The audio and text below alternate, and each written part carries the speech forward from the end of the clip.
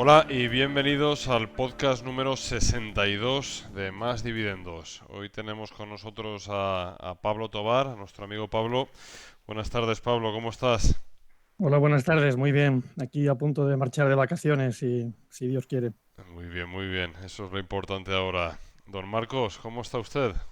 ¿Cómo estáis? Estoicos amigos, pues aquí andamos también, Muy dando bien, las últimas trazas a los últimos días laborales antes de coger unos días de vacaciones. muy bien. Señor Pina, ¿qué tal está usted?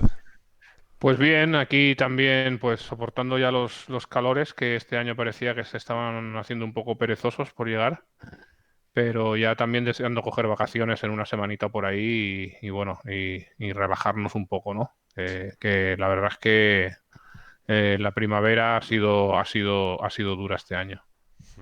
sí, francamente sí. Pablo, pues nada, cuéntanos un poquito de ti, haznos un poco una semblanza, tu trayectoria personal y profesional. ¿Qué nos cuentas de ti? Bueno, quizá, José, antes de empezar con la semblanza, me gustaría decir tú apuntabas en el foro que este es un podcast, puede ser un podcast bastante más filosófico del habitual. Sí, Quizás sí o sea así, pero también quiero compartir con todos vosotros que vuestros podcasts son filosóficos de cabo a rabo, y algunos en gran medida. sí. Una cosa es la filosofía académica, tal como se enseña mayoritariamente en la mayor parte de escuelas o facultades de filosofía, y otra cosa es la filosofía práctica de vida. Y esta filosofía de vida la tenemos todos y la vivimos todos, aunque sea de modo inconsciente, aunque no te des cuenta de ello. Y si hablamos de inversión, sobre cuál es tu estilo de inversión, tu horizonte o plazo, la distribución de activos que haces, todo eso es pura filosofía de vida. Por tanto, invertir es filosofar. Me gustaría empezar con este planteamiento. Entonces, tener una filosofía de vida no es más que dos cosas. Es tener una metafísica, que nadie se asuste, es decir, que solo consiste en tener un modelo sobre cómo funciona el mundo, y tener una ética, que consiste en tener una idea de cómo debo y cómo quiero comportarme, pues para comportarme, relacionarme con los demás, pues para ser feliz. Si tienes esa metafísica y esa ética, tienes una filosofía de vida, eres un filósofo. Si yo tuviera que quedarme con un mensaje de esta conversación con vosotros, quizás sería que lo más importante es que cada uno sea consciente de cuál es su filosofía de vida, dónde la tiene anclada, en qué consiste y cómo puede hacer para honrarla más. Cuanta más claridad tengas sobre tu filosofía de vida y cuanto más la honres, más probabilidad tendrás de conseguir una vida feliz, dichosa, plena, satisfactoria, que cada uno lo llame como quiera, ¿no?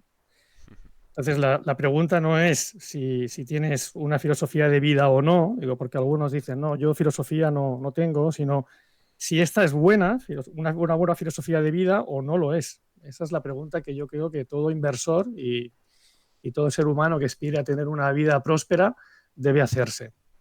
Sí. No sé si tenéis algún comentario al respecto o... Arturo, tú que eres el menos filosófico que dices. ¿Tú crees que yo soy el menos No, es broma. filosófico? Yo creo que tú tienes tu corazoncito. No, yo, bueno, digamos que cuanto más mayor me hago, más inseguro estoy sobre todo, ¿no? Está claro que todos tenemos un marco mental, eh, que es algo que asimilo yo lo que ha dicho de forma mucho más óptima y más sintética Pablo, pero lo que no está claro es si todos hemos tenido la introspección necesaria, ¿no? Para darnos cuenta de cuál es nuestro marco mental y Claro, para poder reflexionar sobre él, ¿no? Y, sí, y esto es lo que yo pienso, ¿no? Que es interesante a veces, pues, intentar pensar en cómo ves la vida, en cómo te ven los demás también, ¿no? Es decir, a mí hay, pues por poner un ejemplo, ¿no? A mí, pues la gente me ve mucho como de blanco o negro, ¿no? Y yo, es verdad que sí que pueda ser esa una de mis temas metafísicos, ¿no? Que es intentar, no sé, pues por tener una mentalidad más cartesiana, a lo mejor, pues intentar delimitar las cosas, definirlas exactamente y comunicarlas con precisión, ¿no? No como estoy haciendo ahora. Y bueno, yo sin embargo siempre pues reacciono con que no es que sea blanco o negro, es que me gusta comunicar las cosas con precisión y la gente no lo entiende esto, ¿no? Y esto es algo lo que es una constante en mi vida, ¿no? Y es verdad, porque además yo creo que tú en concreto engañas un montón, ¿no? Es decir, mucha gente a lo mejor que no te conoce piensa que, pues, que es una persona más fría y los que te conocemos un montón es todo lo contrario. O sea, lo que pasa es que es Sí. verdad que de primeras igual puedes pensar y es erróneo, ¿no? O sea, sí que eso es verdad. Eso te doy la razón.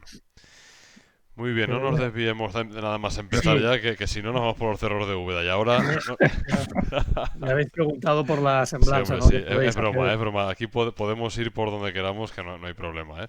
Cuéntanos si quieres un poquito tu semblanza, venga.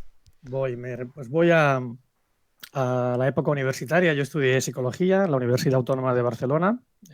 Fui allí a Barcelona a estudiar y al acabar la carrera me quedé de profesor ayudante en la facultad durante un par de años. En total fueron 7 años que yo considero que pasé estudiando, pero no solo estudiando, sino que además tuve que trabajar durante toda la carrera pues, para poder sostenerme financieramente. Mis padres me ayudaban, pero no podían sostenerme viviendo en Barcelona y estudiando. Y en esos años también pues, pude hacer 2 cursos de ciencias políticas y de sociología. También monté mi primera empresa, una consultora de recursos humanos, junto con otros 3 socios. Hice prácticas en el Departamento de Recursos Humanos de una empresa que se llamaba FECSA, no sé si la conocéis, Fuerzas Eléctricas de Cataluña, que ahora está integrada o se integró en Endesa. Hice 2 cursos de un doctorado en recursos humanos con su trabajo de investigación. No acabé el doctorado, no hice la tesis doctoral, no me dio tiempo. Y completé un máster en recursos humanos también, para que conseguí una beca para hacerlo sin coste gracias al expediente académico de la carrera de psicología. Y me dio tiempo para trabajar en una consultora de recursos humanos. Entonces, esos son en 7 años. Coños. Entonces, ¿por qué me ocurrió eso? Y esto explica un poco también quién soy y mi filosofía de vida de la que vamos a hablar, ¿no? Yo empecé la carrera más tarde de lo habitual, porque con 18 años no tenía claro, no tenía la madurez de qué quería hacer con mi vida. Y entonces decidí por entonces hacer primero el servicio militar. Entonces lo hacíamos, yo ya tengo unos años. Entonces un tiempo después, ya con más claridad sobre dónde quería ir, tenía la sensación de que debía recuperar el tiempo perdido. Y viví con esa presión interior, con esa presión, si queréis, existencial, hasta que cumplí 33 años y llegué a conseguir un puesto de director de recursos humanos, que ese era el objetivo profesional que siempre me había propuesto desde el principio de mis estudios universitarios. En ese camino también tuve la oportunidad de viajar a Estados Unidos en estancias de algunos meses, donde también pude estudiar. También he podido hacer un programa de desarrollo de directivo en ESADE, en Barcelona, y un PDD en el IES, que es un programa similar. Digamos que aunque soy un licenciado en psicología, mi trayectoria profesional siempre ha estado ligada a la empresa, teniendo la oportunidad 2 veces de tener responsabilidades como directivo y siendo miembro del comité de dirección en esas 2 ocasiones. Un poco después de conseguir mi primera dirección de recursos humanos, con 33 años, como os digo, tuve a mis primeros 2 hijos. Fueron una niña y un niño que se llevan 15 meses y cuyo nacimiento cambió mi vida para siempre. Esto lo dicen todos los padres, seguro que a vosotros también. Sin embargo, yo lo estoy diciendo en un sentido diferente. Lo digo porque a esa paternidad recién estrenada se le sumaba el deterioro de la relación con su madre, mi mujer en aquel entonces. Y se desencadena lo que constituye la peor crisis vital que yo he tenido hasta la fecha. Entonces yo vivía en Barcelona y, para hacer algo más corta, una larga historia, a los 37 años paso por la experiencia de ver cómo mis 2 hijos, ambos muy pequeños y nacidos allí en Barcelona, se trasladan a vivir con su madre a Argentina. Ostras. Madre mía. País de origen de ella. Siendo esta separación de mis hijos, aquello, una experiencia durísima, muy difícil de poder describir, no sé si la habéis vivido, lo peor aún estaba por llegar, porque al poco tiempo de estar viviendo en Argentina, su madre empieza a incumplir el convenio que regula las visitas, y mis hijos dejan de venir para ver a su padre y al resto de la familia paterna. Durante años soy yo quien debe hacer visitas a Argentina para poder verlos y ambos sufren durante ese tiempo un proceso de alienación parental. Y primero mi hija y algunos años más tarde mi hijo dejan de querer estar conmigo y pierdo el contacto con ellos y pierdo la relación. Y es así hasta el día de hoy. Lo digo porque esto tiene relación con el estoicismo del que vamos a hablar. Sí. Os lo cuento no porque me apetezca mucho traer aquí estas intimidades, sino porque es imposible entender quién soy y cuál es mi filosofía de vida sin tener una idea de mi trayectoria personal. Claro que Sí. Ese es el momento de mi vida, ahora hace casi 15 años, en que conecto con el estoicismo y lo abrazo como un náufrago en medio de una tormenta se abrazaría a un salvavidas para poder sobrevivir. Y lo hice también no solo para poder sobrevivir, literalmente, sino para poder mantener la cordura. Durante aquellos años conocí a otros padres en situaciones similares y sé de casos de personas que perdieron la cabeza, que perdieron el rumbo en su vida y en algunos casos hasta la propia vida. Uno de mis mayores temores en aquellos tiempos era el perder la cordura y acabar en una deriva vital muy peligrosa. Claro. Muy duro esto que comentas, claro. Pues sí, así fue. Entonces yo ya sabía de estoicismo a esas alturas, pues lo había conocido en mis estudios de secundaria, como todos, ¿no? Cuando estudias filosofía, yo que hice la opción de letras mixtas o ciencias mixtas, aquella que mezclaba. Entonces, luego en los tiempos de universidad había leído algunas cosas, sobre todo las meditaciones de Marco Aurelio y algunos escritos de Séneca. También lo conocía porque en la carrera estudié una asignatura, una materia que se llama Terapia y Modificación de Conducta, que era sobre todo psicología cognitivo-conductual. Y hay dos autores ahí, Aaron Beck y Albert Ellis, que lo que hicieron en la segunda mitad del siglo pasado es crear todo un enfoque terapéutico basándose en gran medida en el estoicismo. También había leído El hombre en busca de sentido, de Viktor Frankl, es un libro imprescindible, e incluso parte de los ensayos de Montaigne. Entonces ya yo creo que en nuestro entorno cultural, incluso la ética cristiana, ¿no?, tan relevante en España y en cualquier país que hable español, también está muy influenciada por el estoicismo. Por tanto, el estoicismo nos es bastante familiar, ¿no?, a todos nosotros. Sí, de hecho yo creo que... Sí, perdón. Sí, no, dime, José.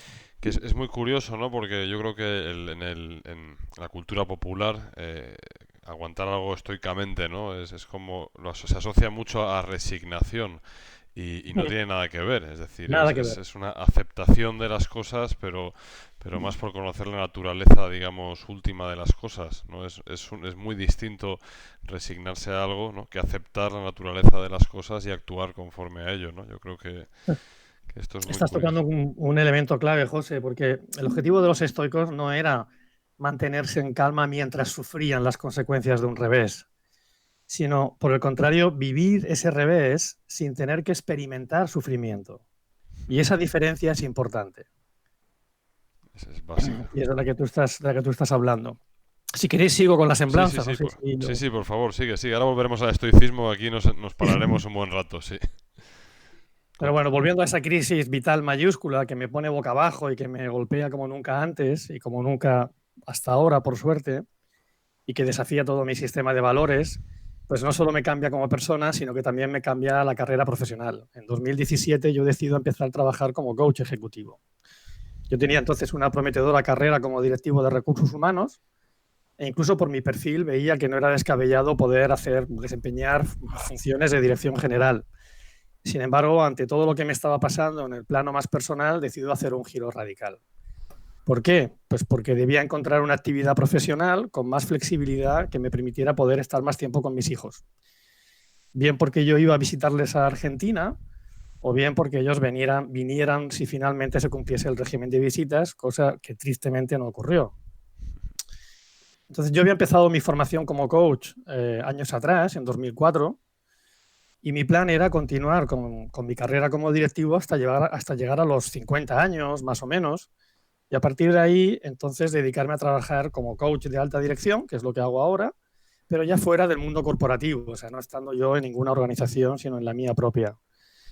Las circunstancias hicieron adelantar todos mis planes y a finales de 2007, como os decía, pues lancé mi nueva carrera profesional.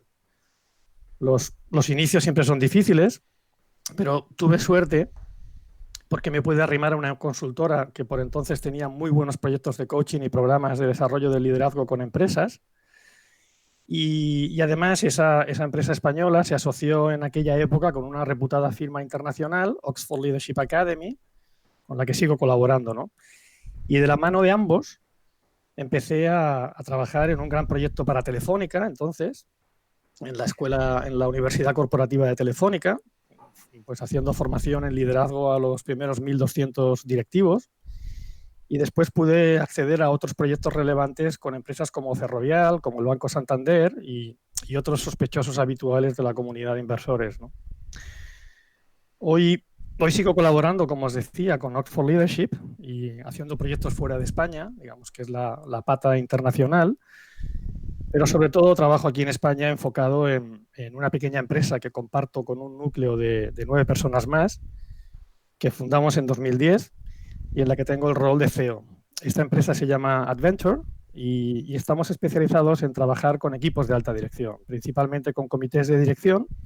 Si son grandes empresas, también con el siguiente nivel, que le llamamos equipo de dirección extendido, y los apoyamos a transformar la cultura de liderazgo, pues generando más confianza entre ellos. Ahora, antes hablábamos off the record, ¿no? Antes de empezar con Arturo, de la relevancia de los proyectos de Agile que hay ahora en las compañías, y una pata clave de esas transformaciones es la pata cultural de liderazgo, de cómo es la cultura de liderazgo de las compañías.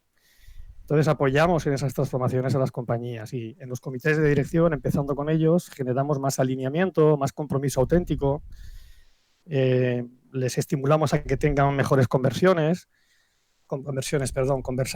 a que tengan conflictos más productivos y en definitiva a que trabajen como equipos de alto rendimiento, ¿no? Y que consigan mejores resultados.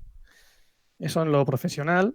En lo personal, pues comparto mi vida con Verónica, compañera de viaje durante los últimos 14 años. Y juntos estamos criando, como buenamente podemos, con ilusión y entusiasmo, a Chloe, ¿no? Nuestra hija de 6 años. Para concluir esta parte más biográfica, sí que me gustaría compartir algo con vosotros, ¿no?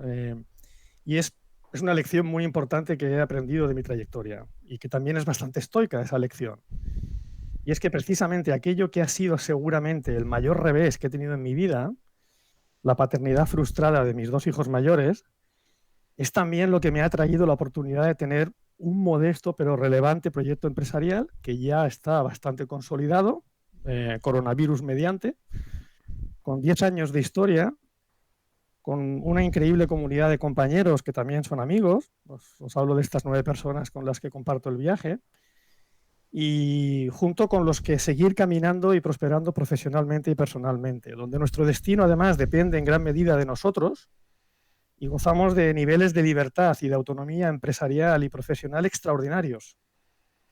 Y también tengo una fantástica familia junto a Verónica y Chloe, con las que puedo disfrutar viviendo en un entorno de naturaleza, alejado de los grandes núcleos urbanos, ¿no? Yo, Arturo, yo creo que los 3 lo sabéis, yo vivo en la playa de Muchavista, en primera línea de mar. La playa de Muchavista es en Campello, una población que está cerca de Alicante, y es continuación de la muy conocida playa de San Juan. En total son 7 kilómetros de playa y ahí es donde vivo desde hace unos cuantos años. Por tanto, la lección que comparto aquí para empezar a hablar del estoicismo es que nunca sabes lo que te depararán unas circunstancias a priori positivas o negativas. Nunca sabes en qué se va a convertir después. Nunca sabes las oportunidades que hay detrás de una desgracia mayúscula o nunca sabes la desgracia que puede haber detrás de algo fantástico que te ocurra. Esto lo hemos comentado mucho también nosotros aquí porque es que es muy curioso, ¿eh? Como realmente hay veces que dices, uff, esto va a ser lo mejor del mundo y tal, y acaba siendo pues algo perjudicial para ti, y como al revés a veces que piensas que se te va a caer el suelo sobre tu cabeza y realmente al final pues oye, pues te trae una bendición, ¿no? Es curiosísimo. Así es. Hay una historia, un cuento que se llama Buena suerte o mala suerte, no sé si lo conocéis. De hecho, en el hilo que creé con el dinero del estoicismo, un amigo del foro lo compartió, ¿no? Y es una historia china que aparece en un libro de Anthony de Melo, que es un jesuita indio. Sí. Y que el mensaje es este, ¿no? Que nunca sabes exactamente lo que hay detrás de cualquier circunstancia positiva y negativa.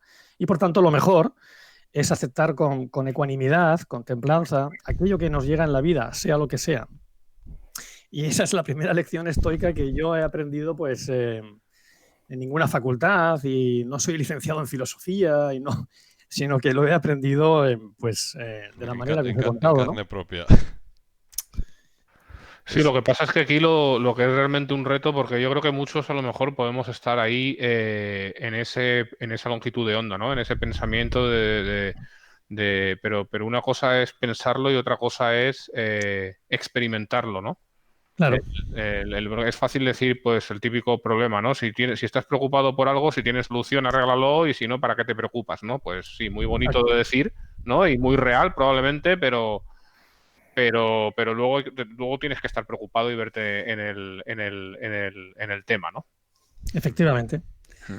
Sí, por eso yo empecé a seguir y a leer y a profundizar, porque sirve como de meditación. Precisamente Marco Aurelio, que es probablemente la obra más conocida del estoicismo clásico, las meditaciones, ya sabéis que era un emperador romano y que él escribía, o sea, no escribió esas meditaciones para nadie, las escribía como pensamientos para sí mismo, precisamente como hábito de profundizar en todo ello.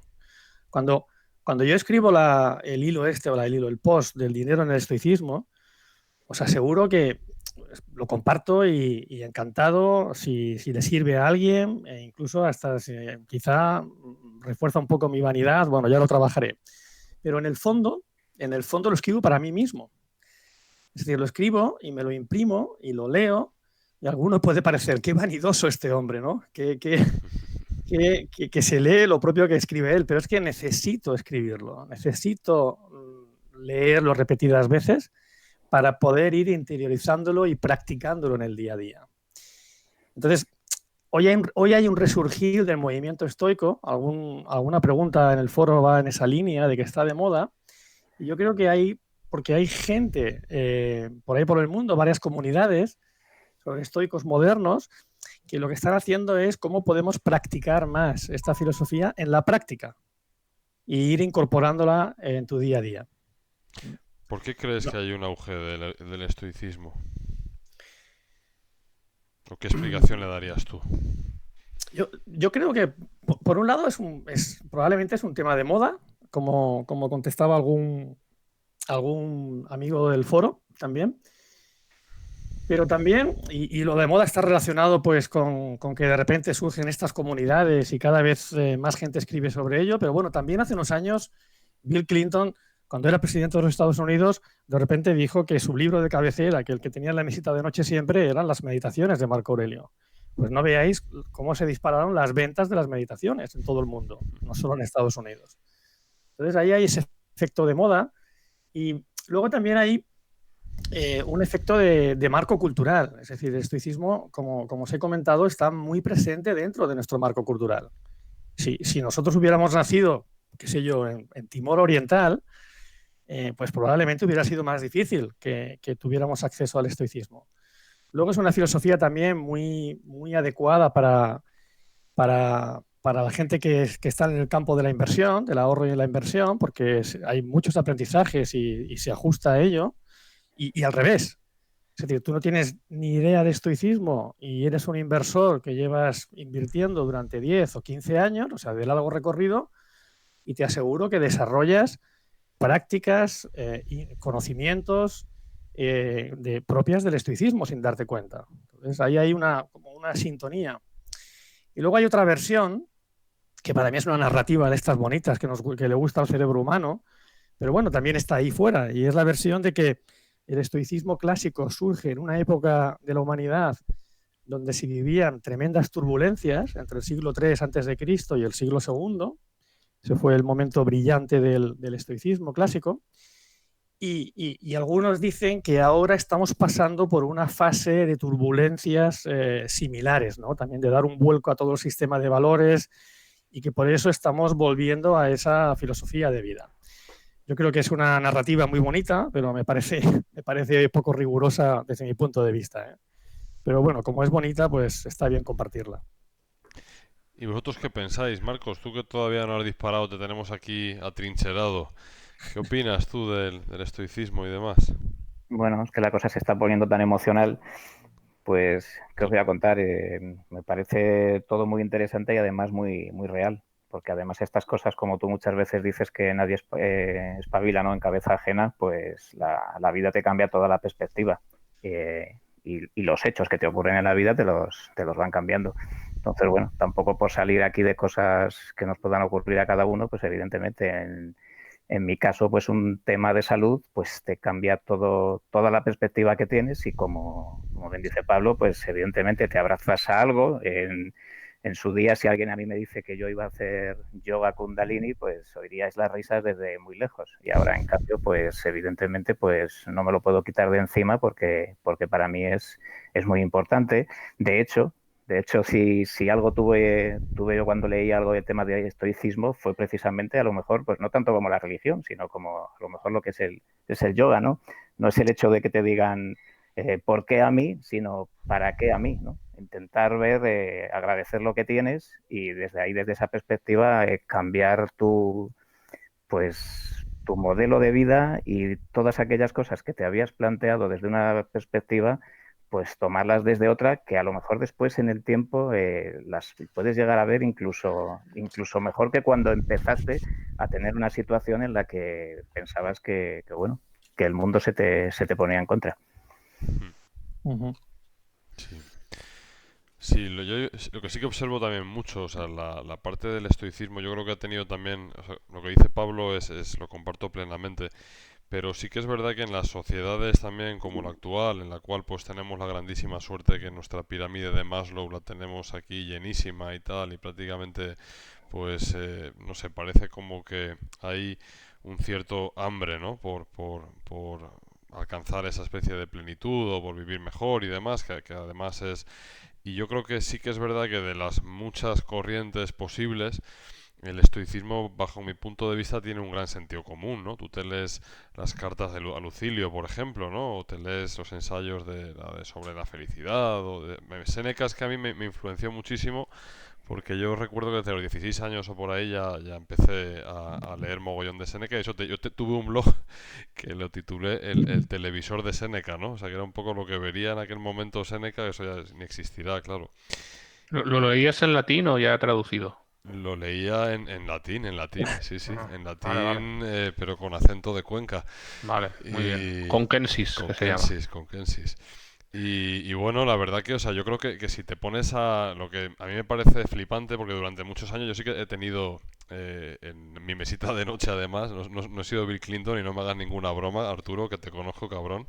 No, ya Ya, he gastado de momento que ya te veo por ahí con las becarias. El comodín del público has gastado. Sí, sí. Exacto. Seguiré maquinando para luego. Sigue, keep on trying.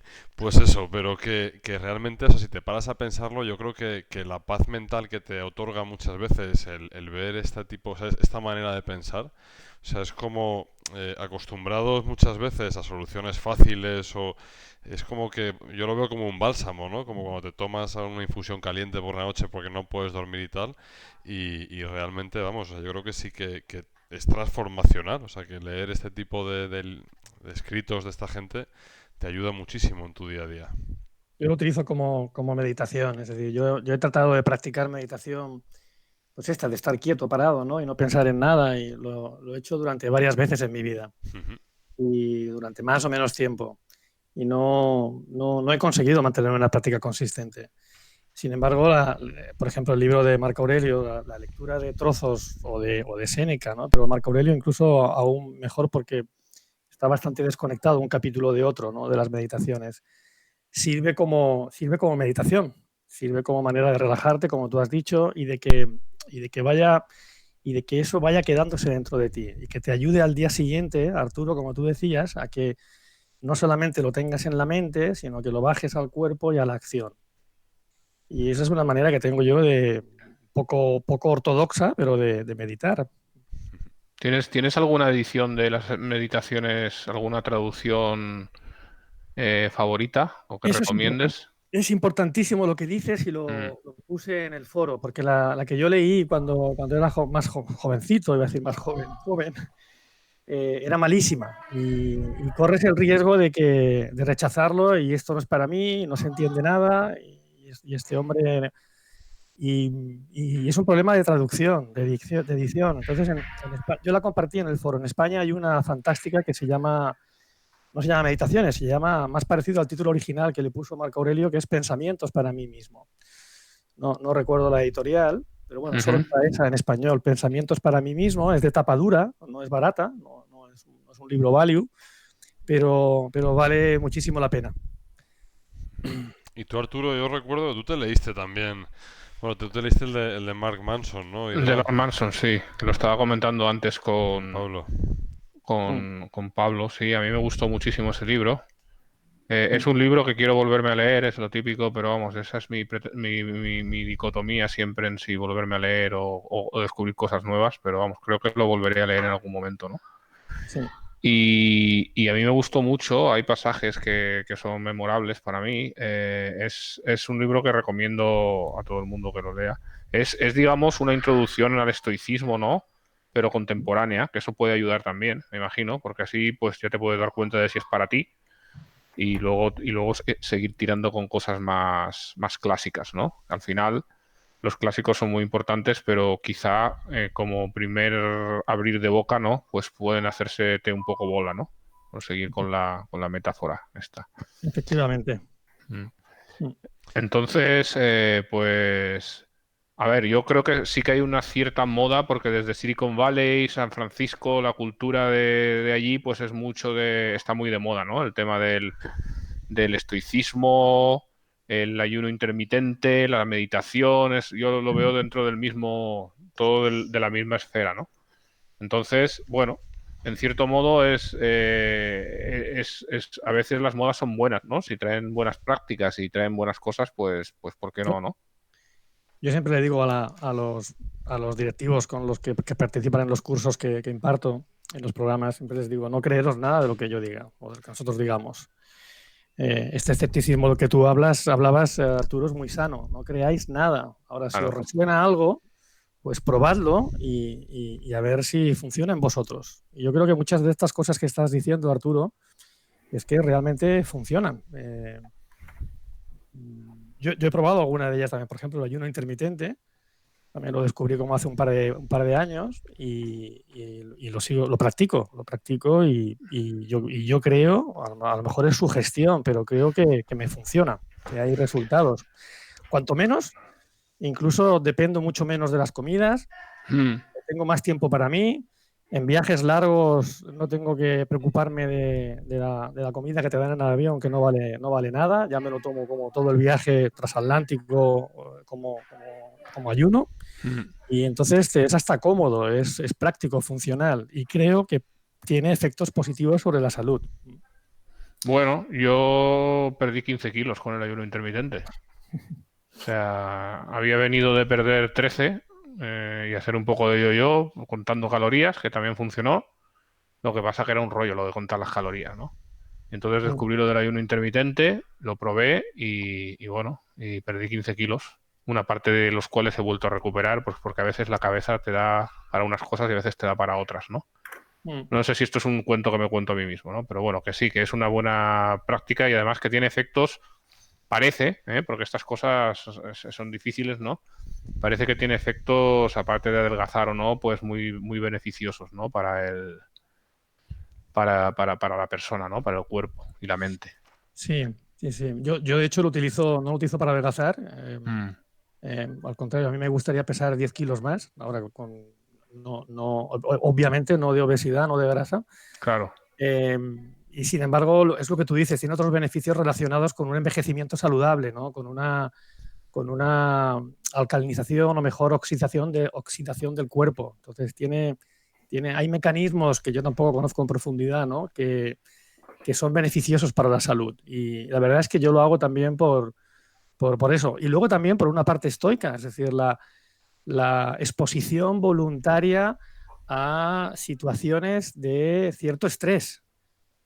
también conocido como hormesis, ¿no? Sí, Aplicar pequeñas dosis de incomodidad o de veneno incluso, pues te hace más resistente, ¿no? Te hace más antifrágil, si queremos utilizar la terminología de Taleb. Por eso, ayuno intermitente, duchas de agua fría, dormir de vez en cuando sobre el suelo, en una manta. Estas situaciones o estas circunstancias son beneficiosas en un mundo en el que vivimos con excesivas comodidades, al menos en Occidente y en países como el nuestro, ¿eh? Sí, lo de las duchas frías también lo probé.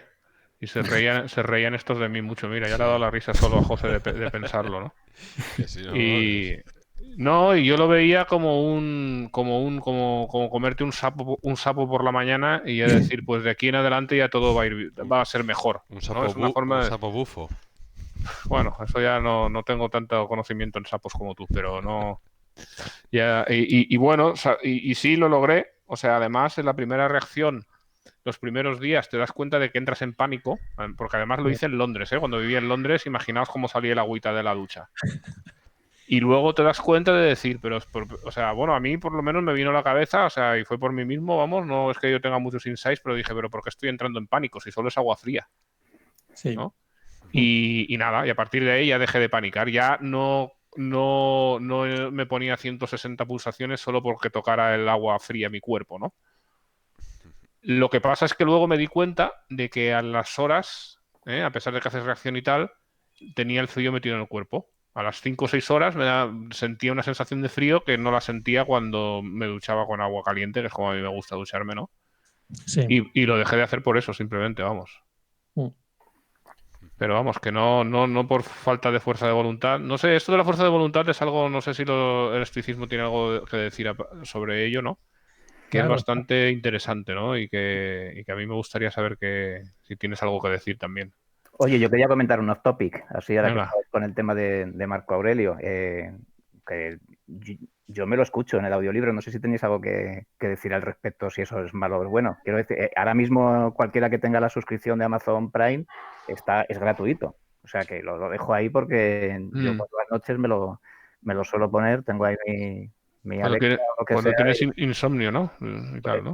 Y como lo tengo siempre, pues ahí lo pongo. Entonces, oye, de hecho para mí es un invento, esto de que Alexa o cualquier otro dispositivo te pueda leer los libros, es fundamental. Vamos, para mí es fundamental. Bueno, antes de ir a las virtudes estoicas, que yo creo que Arturo va yendo por ahí, a mí lo que me gustaría resaltar es que no vengo aquí a tratar de vender una determinada filosofía de vida. En este año, en el 2020, hace unos meses, salió un libro, solo está en inglés de momento, quizá lo traduce, pero solo está en inglés, que es Cómo vivir una buena vida, How to Live a Good Life, de un autor, un profesor de filosofía bastante estoico y dos más, él es Massimo Piluicci. Y en ese librito, sí, el que escribió también Cómo ser un estoico. Que yo lo he visto en YouTube algún vídeo y es bien bueno, ¿eh? Sí, pues este libro presenta 15 filosofías prácticas de vida, con 15 capítulos no muy largos, muy recomendables, o sea, cortos, hechos por personas de cierto nivel intelectual, pero que presentan en primera persona y de un modo muy práctico y vivencial esas diferentes filosofías de vida y qué es lo que implican, qué supone para ellos, cómo llegaron a ella y por qué la siguen, ¿no? Y las 15 filosofías de vida son tres filosofías antiguas de Oriente, van por orden de aparición histórica. Budismo, confucianismo y taoísmo. 3 filosofías antiguas de Occidente, aristotelismo, estoicismo y epicureísmo. 5 tradiciones religiosas, que es el hinduismo, el judaísmo, el cristianismo, el islam progresivo, le llaman, una suerte de islam más moderno, y cultura ética. Y 4 filosofías modernas: existencialismo, pragmatismo, altruismo eficaz y humanismo secular.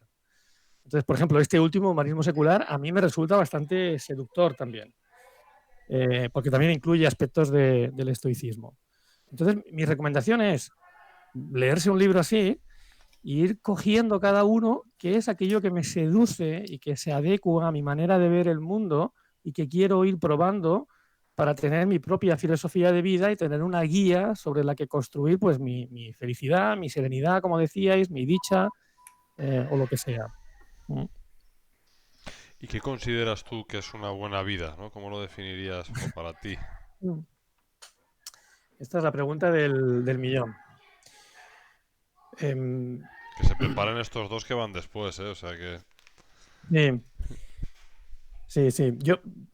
Yo tengo un maestro que es un profesor ya jubilado de Estados Unidos, se llama Bill Torbert, y él define una buena vida como aquella que tiene 4 elementos, ¿no? Dice que hay buen trabajo, y por tanto que es un trabajo interesante, relevante, significativo, que contribuyes, que aportas.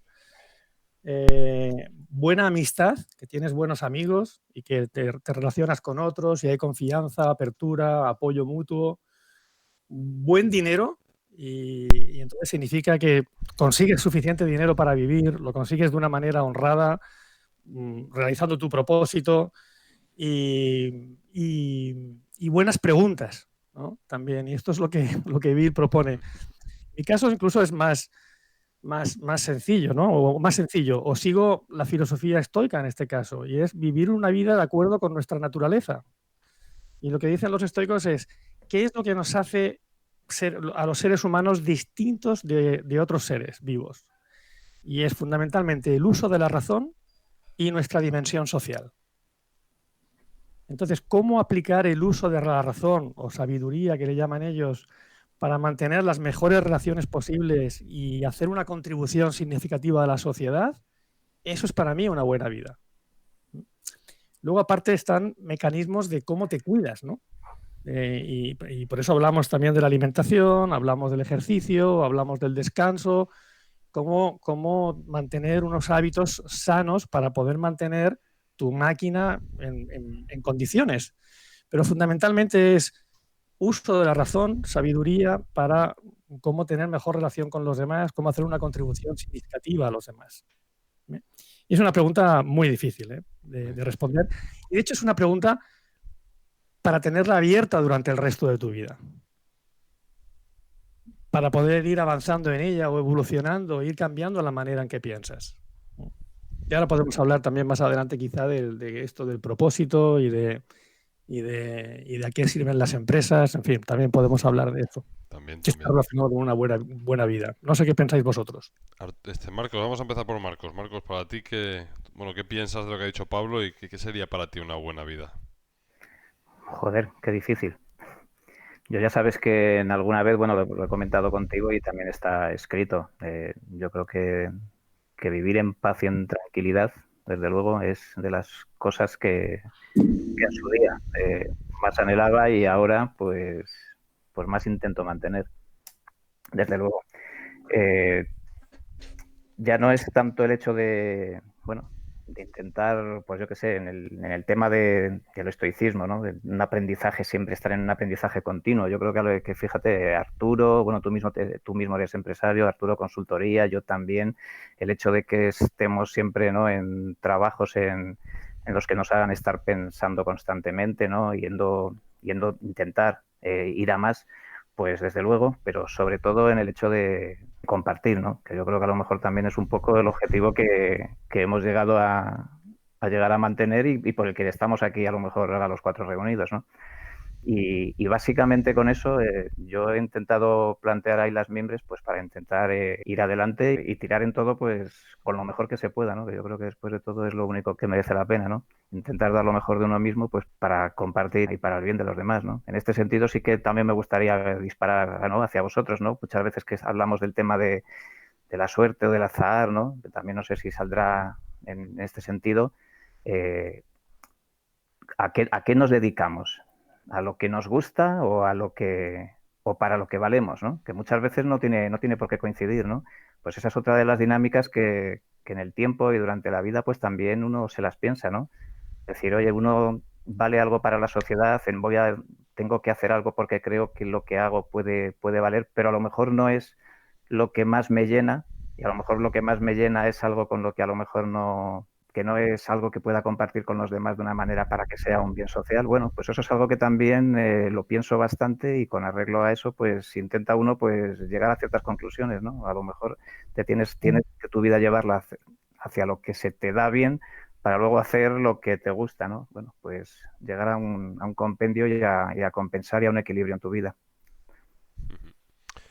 ¿Y tú, Arturo? Bueno, yo no sé si puedo mejorar mucho lo que ha dicho Marcos, ¿no? Porque ha dado varias reflexiones ahí bastante profundas. Yo, a ver, no lo sé. Es decir, creo que eh, es muy sensible al contexto, las opiniones que puedas dar, ¿no? Porque no es lo mismo, como tú mencionabas antes, la pirámide de Maslow, no depende mucho de qué altura de la pirámide de Maslow estés, porque nosotros tenemos mucha suerte de estar en el lugar del mundo en que estamos, en la época en la que estamos, y me imagino que alguien quizá cínicamente podría decir que no nos estaríamos calentando la cabeza con estas cosas en otro contexto, en otro país o en otra civilización, ¿no? Mm. Entonces, pues no sé, yo tengo, como sabéis, un fuerte componente hedonista, ¿no? O sea, que me gusta disfrutar de la vida y eso es importante y espero poder seguir haciéndolo. Pero ahora me he dado cuenta, pues quieras que no sé si también es un wishful thinking, ¿no? Que con el confinamiento de que me hacían falta menos cosas realmente para estar bien de las que me creía, ¿no? O de las que quizá haya un efecto péndulo en esto, ¿no? De ir de un lado para el otro. Mm. Entonces, eh, pues bueno, aparte de esto, pues una de las grandes cosas que me gustaría hacer es poder dedicar más mi tiempo a resolver problemas, ¿no? Problemas que me hagan ejercitarme intelectualmente. Esto ahora mismo, pues lo intento, pero vamos, no siempre es así, ¿no? Es decir, ¿por qué me gusta esto? Pues no lo sé, pero me gusta el reto intelectual, el tener la cabeza siempre funcionando, ¿no? Y sé que probablemente y a veces me doy cuenta de que estoy cayendo en el error, ¿no? De querer siempre estar haciendo cosas y demás, ¿no? Pero para mí eso sería lo que creo que me gustaría hacer ahora, poder dedicarme más a eso. Bueno, ya digo que estoy un poco hablando por hablar, porque lo que ha dicho Marcos me parece muy relevante, ¿no? Y lo comparto. Pues sí, yo añadiría solamente, o sea, yo creo que al final una buena vida entendida como, porque yo creo que al final esto es una respuesta bastante personal de cada uno. Yo lo definiría de una manera bastante sencilla, ¿no? Y es hacer lo que quieres hacer, ¿no? O sea, básicamente al final esto parece muy fácil, pero luego es bastante complicado. O sea, al final la vida, si te fijas, es como si fuera los niveles de estos de un albañil, que tiene la gotita esa ahí al medio y se va para un lado y se va para otro y demás. Y continuamente pues estás tomando decisiones que te llevan hacia una parte de esto o hacia otra, ¿no? Entonces, yo creo que hay mucha gente que probablemente le gustaría estar en una posición equilibrada, pero a lo mejor está más en un lado que en otro, ¿vale? Y todos de alguna manera, pues continuamente, pues cuando das más importancia al trabajo, muchas veces, pues abandonas un poco más, ¿no? La parte familiar. Y a veces cuando dedicas más tiempo, pues a la parte familiar o a la parte hedonista, pues puedes estar abandonando también un poco la parte profesional, ¿no? Entonces al final ese equilibrio, digamos, que es prácticamente imposible de mantener constantemente, sino que solamente te puede durar pues breves instantes fugaces, ¿no? Que dices, joder, ahora estoy equilibrado, ¿no? Y entonces en el instante después vuelves otra vez a moverse porque la vida te va moviendo además per se. Yo creo que al final es un poco lo que te define una vida buena, ¿no? O una buena vida, que no es lo mismo, Mm. pero bueno, esa es mi opinión, vaya. Pues Sí. nada, continuamos avanzando si queréis. Teníamos un punto aquí que es cómo relacionabas tú el estoicismo y la antifragilidad, ¿no? Que también el tema este Sí, tan leviano está de moda. ¿Cómo lo relacionas, Pablo? creo que lo he comentado antes un poco, ¿no? Y si está relacionado con el concepto de antifragilidad, sabes que es aquellas situaciones que no solamente te mantienes imperturbable o puedes soportar, sino que te hacen mejor. Son reveses que te hacen mejor. Y por eso Taleb propone también la práctica del estoicismo, ¿no? Entonces, el estoicismo es algo muy práctico que tú puedes llevar a lo cotidiano, pues y cambiar tus modelos mentales o tu marco mental de nuevo para conseguir no solamente ser más resistente, sino encontrar oportunidades y cosas buenas de las situaciones adversas. Y eso es fundamental. Por ejemplo, yo tuve la experiencia hace 4 semanas, que fue la primera vez que viajé después del confinamiento, que viajé en avión. y regresaba de Menorca. Tenía el vuelo donde me fui a reunir con mis socios, un poco de vacaciones, un poco de trabajo, y volviendo de Menorca, tenía el vuelo de Menorca a Barcelona y de Barcelona a Alicante. Pues el regreso no me salía la confirmación en la aplicación y no me daban la tarjeta. Cuando salí para allá no me dio la tarjeta de embarque, estaba en el aire. Ya sabéis cómo están las aerolíneas, los vuelos en estos días, y no me confirmaban la vuelta, que era un jueves a las 6 de la tarde. Pues bien, hasta el día antes no me dicen que la vuelta es a las 13 horas. Por lo que me fastidian un poco el último día en Menorca. Y además sigo teniendo el vuelo de Barcelona a Alicante a las 8 de la tarde, por lo que me meten una espera en un aeropuerto que es un desierto, cualquiera hoy estos días, ¿no? El de Barcelona, de 6 horas. Entonces, al saber esto, la noche anterior, pues llamo a 2 personas que tenemos en el equipo en Barcelona y les digo que voy a llegar sobre las 2 a Barcelona, que tengo una espera de 6 horas, pues que los invito a comer, ¿no? Cerca del aeropuerto. Así nos vemos personalmente, que siempre es una buena oportunidad, y más en estos tiempos de pandemia, ¿no? Compartimos cómo estamos y les cuento además decisiones empresariales que estamos tomando en este contexto tan singular. Pues bien, mi vuelo de Menorca se atrasa. En principio avisan que es 1 hora, pero acaban siendo 3 horas. Entonces, obviamente, sobre la marcha cambio de planes y cancelo la comida. E incluso llegué a contemplar la idea de perder la conexión con Alicante y convertir la comida en cena. Entonces, pero todo eso manteniendo la serenidad de la que hablabais antes. No empezar a hacerte mala sangre, a enfadarte, a cabrearte con Vueling o con AENA, sino porque al final el que se perjudica eres tú. Y esto que como decía Arturo, ¿no? Que es muy fácil de explicar, pero hay que practicarlo, hay que vivirlo. Entonces, al final llegamos a Barcelona con 3 horas de atraso, después de un despegue abortado en Menorca por un problema mecánico y de un aterrizaje abortado en Barcelona por un cambio en la dirección del viento. Entonces, yo vivo todas estas situaciones, e incluso la tan dura como la paternidad cercenada de mis hijos mayores, como pruebas que me envían los dioses estoicos. Ahora, para que no se rían solo de ti, Arturo, para mejorar mi carácter, para mejorar mi paciencia, para mejorar la resiliencia, para hacerme más fuerte, o si lo preferís, para hacerme más antifrágil. Obviamente, esta expresión de dioses estoicos es una ficción que utilizo y que me sirve de juego mental para hacerme más fácil el afrontar lo que mucha gente percibe como un desafortunado revés. Y entonces con eso evito pues caer en la frustración, el enfado, en la rabia, en la desesperación.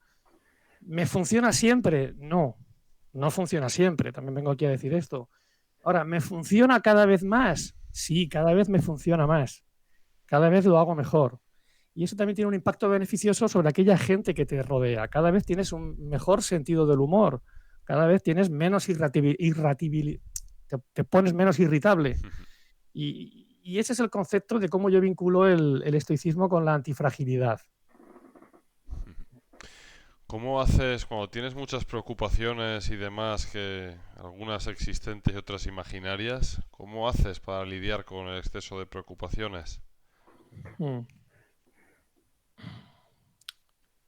Buena pregunta. La verdad, cuando tengo situaciones en las que no sé cómo salir, estoy muy preocupado y muy agobiado, lo que procuro recordar es lo de Memento Mori. Memento Mori es una expresión latina que también es muy estoica y es recuerda que vas a morir. Y esa es una expresión que cuando los generales romanos llegaban del campo de batalla y entraban triunfantes en Roma y eran vitoreados y alabados por todos, detrás iba un legionario, detrás de ellos, susurrándole al oído o gritándole para que se oyera, Memento Mori, Memento Mori. Que no se te vaya la cabeza, recuerda que eres mortal, recuerda que vas a morir. Entonces, conectar con esa idea, con ese pensamiento, a mí lo que hace es darme como más valentía, más coraje para afrontar situaciones, pues estas, cuando estás agobiado, no sabes qué hacer y piensas cómo salgo adelante de esta. Bueno, pues nada, Memento Mori, vamos a por ello. Buen consejo.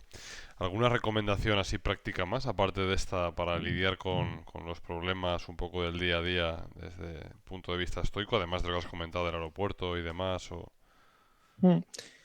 Hay, hay muchas. En el blog que tengo, en pablotobar.com, ahí tenéis bastantes posts sobre estoicismo.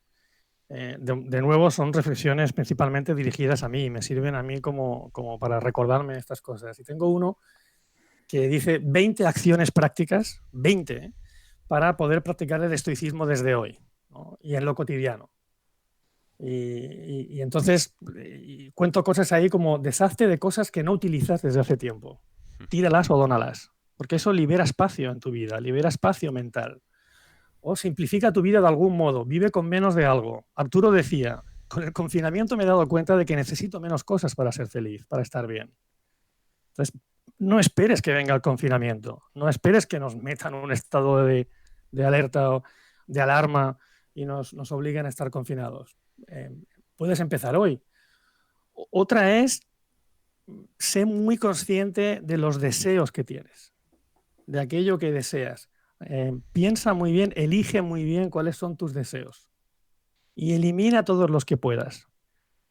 Seguro que conocéis a Naval Ravikant, que es un tipo que está en Twitter, un venture capitalist, y él dice que el deseo es un contrato que hacemos con nosotros mismos para ser infelices hasta que conseguimos lo que deseamos. Entonces, minimiza los deseos que tienes. Luego hay, por ejemplo, hablamos antes de la ducha fría, escribe con tu mano no dominante, come con ella, úsala más. Si hoy fuera el último día en tu vida, ¿a quién te gustaría agradecerle algo? Pues hazlo, ¿sabes? Si hoy fuera tu último día en el mundo, ¿a quién te gustaría decirle que lo aprecias, que le quieres? Pues no esperes, hazlo. Agradece algo a cada día a alguien. Eso también es, estar agradecido es lo más parecido a sentir dicha, a sentirte feliz, mostrar agradecimiento. En fin, no voy a ahora hacer la retaira de los 20, ahí quien quiera los puede consultar en mi blog. Vale, pues si os parece, chicos, vamos a cambiar un poco de tercio, ¿vale? Y vamos a hablar un poco del liderazgo, ¿vale? Que también aquí en esto tú eres un tío con mucha experiencia y yo creo que también es un tema interesantísimo, ¿no? Bueno, tú te dedicas a hacer de coach con ejecutivos y demás, como comentabas. ¿Qué es el coach ejecutivo en sí? ¿Qué sería? Sí, me produce... había una de las preguntas, que es normal, una de las preguntas de los amigos del foro, pues que me piden recomendaciones sobre comunicación no verbal o sobre selección de personal, headhunting. Como el coaching se ha puesto de moda en los últimos años o ya la última década y media, pues hay un montón de gente que se pone en la etiqueta de pues yo soy coach, ¿no? Y ahora todo el mundo es coach, para una cosa o para otra. Entonces yo creo que es muy pertinente qué es lo que hace un coach ejecutivo o qué es lo que hacemos nosotros, ¿no? Entonces nosotros siempre decimos que incluso antes de la pandemia, antes de la pandemia y hasta antes del 2008, yo también de la gran recesión, yo ya lo recuerdo, nosotros decimos que vivimos en un mundo que es una enorme tormenta perfecta, hay un montón de incertidumbre generalizada, hay pérdida de valores, falta de rumbo, falta de credibilidad en las instituciones y falta de credibilidad en las propias empresas, ¿no? Y sabéis que las empresas, pues bueno, ya habéis visto, vosotros siempre estáis hablando de la capitalización de las FANG, ¿no? La capitalización de estas empresas es mayor que el PIB de la mayor parte de países que hay en el mundo. Entonces las empresas son agentes fundamentales en decidir o en influenciar hacia dónde va la trayectoria de este mundo. Y las empresas están dirigidas por directivos. Entonces, lo que nosotros nos dedicamos es a trabajar con esos directivos para hacer que sus empresas asuman una responsabilidad sobre hacia dónde va la trayectoria de este planeta, hacia dónde vamos como civilización, hacia dónde queremos dirigirnos, ¿no? Hay una carta fantástica creo que es Larry Fink. Larry Fink es el CEO de BlackRock. Y cada BlackRock ya sabéis quién es, o sea, conocéis los Sí. fondos eShares. Y Larry Fink escribe cada año, en enero, una carta a los CEOs de las grandes compañías. Y el año pasado, en el 19, es pública, era una carta que hablaba sobre la importancia del propósito en las compañías. Rentabilidad, profitability, rentabilidad y propósito. Entonces, él ahí alentaba a los grandes CEOs de las compañías que el objetivo de las compañías no es solamente ganar dinero, no es caer en la sombra del capitalismo, sino trabajar con un propósito que va más allá del dinero, de los resultados económicos, que son fundamentales, ya lo sabemos, pero tiene que ir más allá. Entonces, lo que nosotros hacemos trabajando con comités de dirección es ayudarles, alinearles, apoyarles a hacer esa transformación del liderazgo, lo que ellos necesitan pues, para moverse más ágil, para moverse mejor en este entorno tan cambiante y además con fuerzas laborales, con empleados cada vez también más exigentes y más demandantes en lo que piden a sus jefes, en lo que piden de los líderes. Entonces, no sé si me estoy enrollando un poco, pero el coaching ejecutivo, hay muchas maneras de enfocarlo. Nosotros lo enfocamos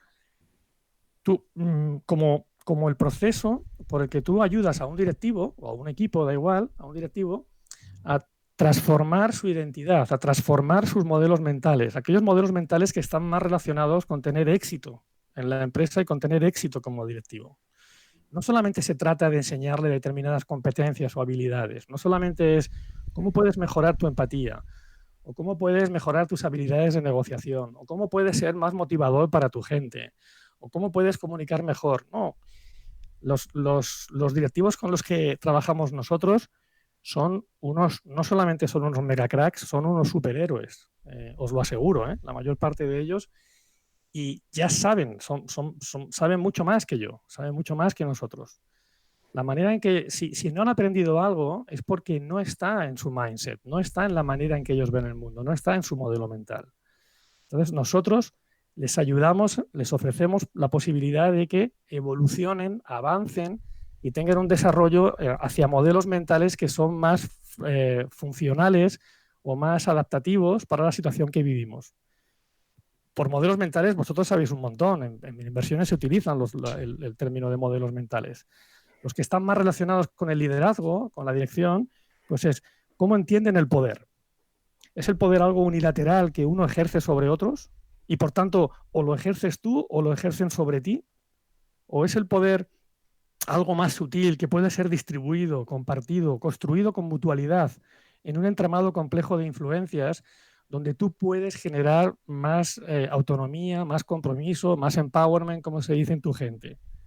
¿Cuál es tu relación con el tiempo? Tanto con el pasado, con el presente, con el futuro. ¿Lo ves como un recurso escaso o limitado que te tiene, que te constriñe? ¿O es algo con lo que puedes jugar, que puedes gestionar y tomar decisiones de modo responsable y aprender a decir no y a enfocarte? Antes Arturo hablaba también de muchos somos los curiosos y los que tenemos impulsos de querer hacer muchas cosas. ¿Cómo te enfocas? ¿Cómo dices no? Ahí también apoyamos. ¿Cuál es tu visión del mundo? Hay un eje, un modelo mental fundamental, un eje que es el eje abundancia-escasez. Y ese lo traemos desde la cuna o se forma en los primeros años de vida. ¿Tienes un modelo mental, una visión del mundo en el que es un lugar de abundancia, donde la gente es generosa, hay recursos suficientes?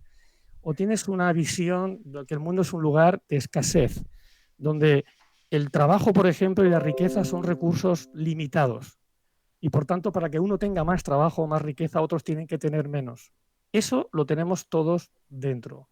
Y eso impacta en la manera en que lideras, en que te diriges a otra gente, en la que compartes con compañeros de un comité de dirección, y aquello es un reino de taifas o realmente es un ejemplo de colaboración. ¿Cuál es tu visión de ti mismo ante el mundo? Este también es fundamental. Los psicólogos le llamamos cuál es tu locus de control. Es decir, ¿tienes tendencia a sentirte víctima de las circunstancias o por el contrario tiendes a sentirte protagonista de cualquier circunstancia? Que también es un elemento estoico relacionado con la dicotomía del control. Si es posible, yo creo que es interesante visitarlo, nos lo guardamos. ¿Cómo son tus relaciones interpersonales? ¿Algo inevitable que debo gestionar del mejor modo posible, buscando mi legítimo interés? ¿O es el modo natural de vivir del ser humano? ¿necesito a los demás para poder saber quién soy, para poder crecer? ¿O los demás casi son una molestia y recursos que están ahí fuera y que los puedo utilizar en mi beneficio o me molestan? ¿Qué es la confianza? ¿Cómo se construye la confianza y cómo se destruye? Todo eso, por sintetizarlo aquí en pocos minutos, todo eso es lo que trabajamos en un proceso de coaching con un ejecutivo o con un equipo. No sé, esto es por decirlo de manera resumida. Esto lo que hace es la distinción entre aprendizaje horizontal y aprendizaje vertical. No sé si conocéis el término o esta distinción. Aprendizaje horizontal es todas aquellas habilidades, competencias, conocimientos que tú adquieres a lo largo de tu vida y que son necesarios, pero nosotros no nos enfocamos a ello, no, fundamentalmente. Nos enfocamos al aprendizaje vertical por oposición al horizontal, y es cómo actualizas tu mindset, ¿no? Tu lógica de acción, le llamamos, tu sistema operativo para hacerlo más funcional a este entorno de mayor agilidad, de mayores demandas, de mayor exigencia que tenemos hoy en día.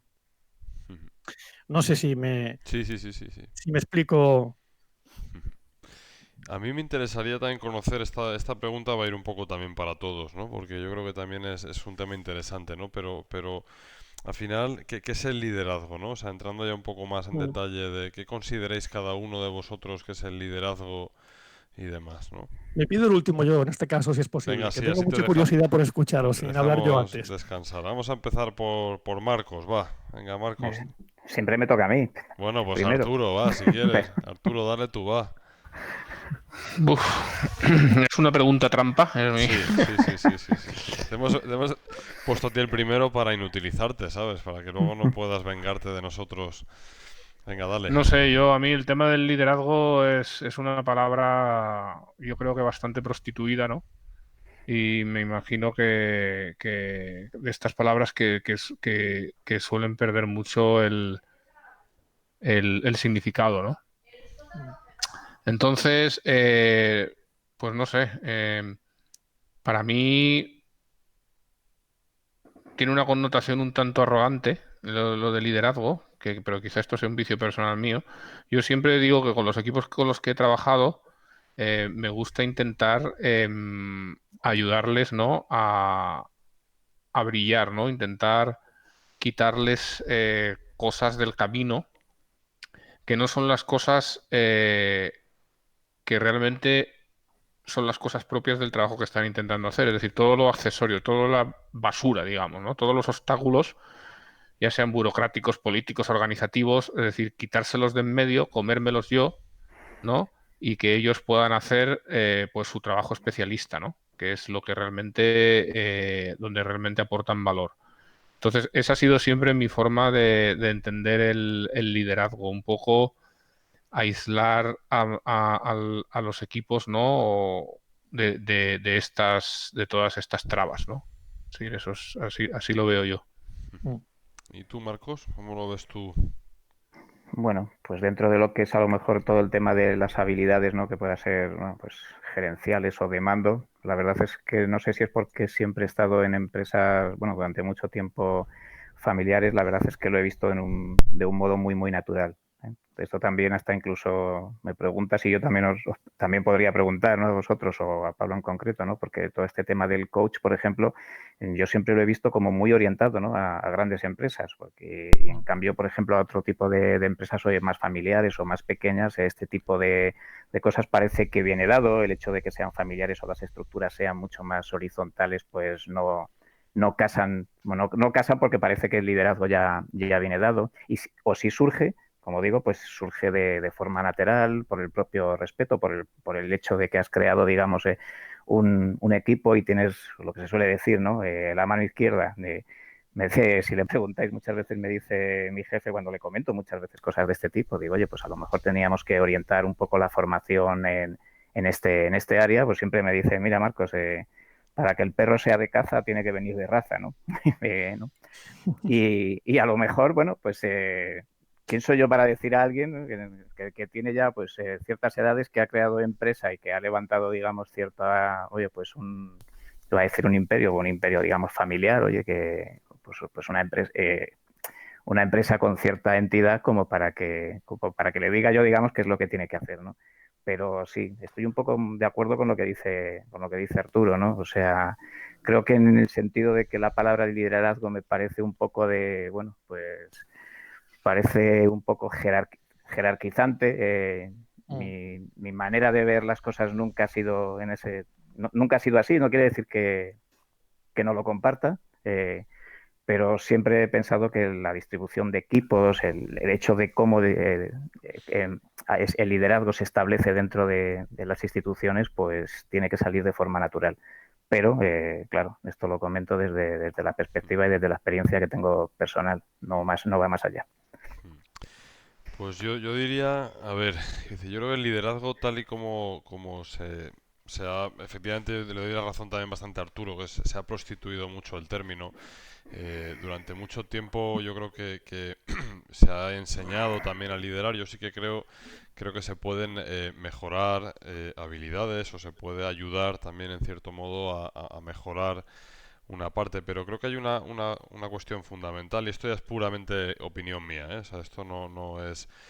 Y yo creo que por lo general la mayoría de líderes más potentes que yo he conocido en muchos casos ni siquiera querían liderar, ¿no? Y por el contrario, en muchas ocasiones, es decir, mucha gente que ha hecho tropecientos cursos, formaciones, ha leído 5.000 libros, que realmente han sido líderes nefastos, ¿no? Y yo creo que la diferencia está un poco en que los americanos esto sí que lo dicen mucho, ¿no? Y yo creo que no se entiende demasiado bien, pero cuando dicen que el liderar es servir a los demás, ¿no? Y esto parece una gilipollez, ¿no? Pero cuando tú tienes la responsabilidad... Yo, por ejemplo, que llevo muchos años ya pues dirigiendo a bastantes personas y demás, te das cuenta de lo malo que eras, ¿no? O sea, y ahora no digo que sea bueno, ¿no? Pero te das cuenta de lo patata frita que eras al principio. Precisamente por creer que aprendes a liderar a las personas solamente por imitación o por simulación o por... Y con el tiempo te empiezas a dar cuenta que los líderes, por lo general somos personas que ocupamos una posición de liderazgo mucho menos brillantes que el 90% del equipo que tienes contigo, ¿no? Y entonces es un acto de humildad muy grande el darte cuenta de que los que tienen que brillar son ellos y no tú, ¿no? Esto parece una gilipollez, pero es bastante, es doloroso, ¿no? O sea, como líder, o sea, el tú hacer que tu equipo, por así decir, o sea, ser tú simplemente el que preparas las carreteras, el que mueves, que es una labor, diría que necesaria, pero hace falta mucha humildad para realmente ser capaz de potenciar mucho a la gente que jerárquicamente puedes tener por debajo de ti, cuando realmente eso sabes qué es lo que hace que un equipo funcione con una velocidad y una potencia brutal, ¿no? Es decir, porque al final ese es cuando piensas en un equipo, el equipo no es el líder y los demás, ¿no? O sea, el equipo es el equipo. Es los tíos que están tirando ahí como cabrones y haciendo, o sea, decir, y funcionando entre ellos con confianza, que realmente confían unos en otros, que se ha creado esa parte de esa confianza para que ellos puedan apoyarse, que... Y este clima, que al final es el que el líder, en cierto modo, pues tienes la obligación de hacer, que parece fácil, pero es muy complicado que entre gente brillante tengan confianza entre ellos, ¿no? Esa es una parte que es muy dolorosa para un líder, ¿eh? Os lo digo de verdad. O sea, parece que visto desde fuera, el liderazgo sea una cosa sencilla y el liderazgo yo creo que tiene mucho más de ingratitud que la poca gratitud que puedas tener en un momento determinado, ¿no? Porque además, si lo quieres hacer bien, tienes que hacer que el reconocimiento continuamente vaya hacia tu gente, ¿no? Para que eso sea como una gasolina que hace además que funcione todo más engrasado y tal. Entonces, la visión que tiene mucha gente que no son líderes y que es que el líder es como el CEO, el no sé qué, el tío que... Y eso es un grandísimo error, ¿no? O sea, porque... Ya os digo que mi visión del liderazgo es un poco polémica, ¿eh? No es muy... No sé No, tú... no, yo creo que lo que has comentado, José, es tal cual. Fíjate que mientras estabas comentando, en mi empresa no hay jefes, hay responsables. Y, y no se hacen porque, lo que dices, no se hacen porque alguien lo decide, se hacen porque son las personas más serviles y efectivamente más reconocidas. Y hasta que no se ocupa, digamos, ese tipo de posición, es difícil que reconozcas la labor del que alguien, a lo mejor, de un responsable anterior, a lo mejor que hayas tenido, ¿no? Y muchas veces tienes que pasar, digamos, por esa situación para reconocer y para ver que no es nada fácil, y efectivamente, y que, como has dicho, es muy servil. Y lo de la palabra, también estoy de acuerdo, ¿eh? Yo creo que liderazgo y comercial, creo que son dos palabras que dentro de la empresa que están un poco, digamos, dadas la vuelta de todo lo que significan y de la importancia que tienen. Pablo, ahora ya no te puedes escapar, ahora ya No, a mí entras tú. me encanta escucharos y la verdad es que sintonizo con muchas cosas que decís, ¿no? El liderazgo ya no es más la visión jerárquica del orden y mando, eso no sirve, eso servía en la, en la revolución industrial o en la producción en masa, en la separación del trabajo entre ingenieros y obreros, ahí podía servir, no tiene ningún sentido hoy en día. Y me encantaba escucharte, José, porque dices doloroso, ingratitud. De hecho, ese proceso de dolor es un proceso de maduración del ego, José. Vas mejorando como ser humano, vas convirtiéndote más en un servidor, alguien al servicio de los demás. Entonces, sí, es doloroso, sufres la soledad, sufres la ingratitud, te callas la contribución que has hecho tú para ponérsela y servírsela a los demás y darle reconocimiento y meterles ahí una inyección de motivación adicional y te la comes. Y eso es un proceso de evolución y maduración del ego, que eso es el desarrollo del liderazgo. Hay muchas, yo estoy de acuerdo con vosotros, ¿no? Que es un término que se ha frivolizado mucho. Nosotros en los programas de desarrollo que hacemos con grandes empresas tenemos varios mensajes con respecto al liderazgo. Uno es muy claro, ¿no? Que el liderazgo es la relación y la relación es la conversación. Por tanto, el liderazgo depende de la calidad de tus conversaciones. La calidad de esas conversaciones refleja la calidad de tu liderazgo. Ese es un primer enfoque. Un segundo enfoque para mí es el líder no lidera a los demás, no crea seguidores. El líder se lidera a sí mismo y con su ejemplo, entonces lidera a los demás. Es el ejemplo el que sirve de guía, de pauta para los demás, si quieren entenderlo. Y hay mucha gente con hambre que quieren mejorar y que quieren entenderlo. A pesar de que hay un montón de escepticismo con respecto a autoridades, a la autoridad en estos momentos, también hay un gran apetito y hambre por liderazgo social, por liderazgo empresarial, por liderazgo dentro de la comunidad. ¿Qué hacéis vosotros tres en la comunidad? ¿Por qué habéis crecido como habéis crecido? Porque es una comunidad fantástica donde se comparte con generosidad.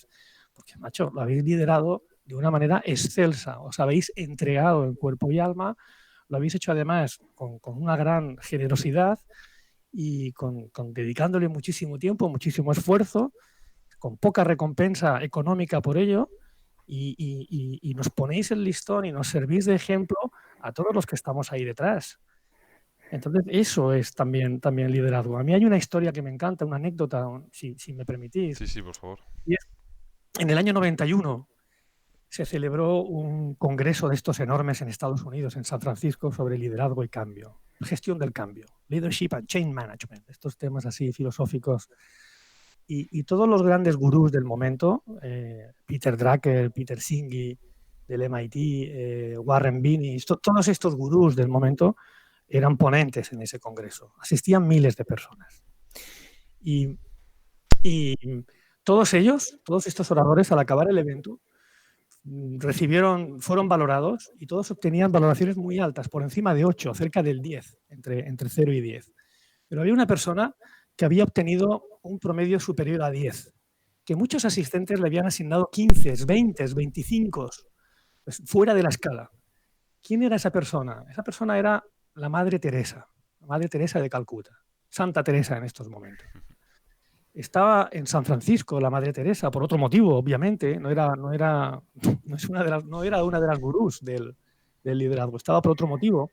Y los organizadores vieron la oportunidad de invitarla a participar en el evento de liderazgo y cambio, para que, como una de las grandes líderes mundiales del momento, fundadora de las Misioneras de la Caridad, compartiera su punto de vista sobre el liderazgo y el cambio.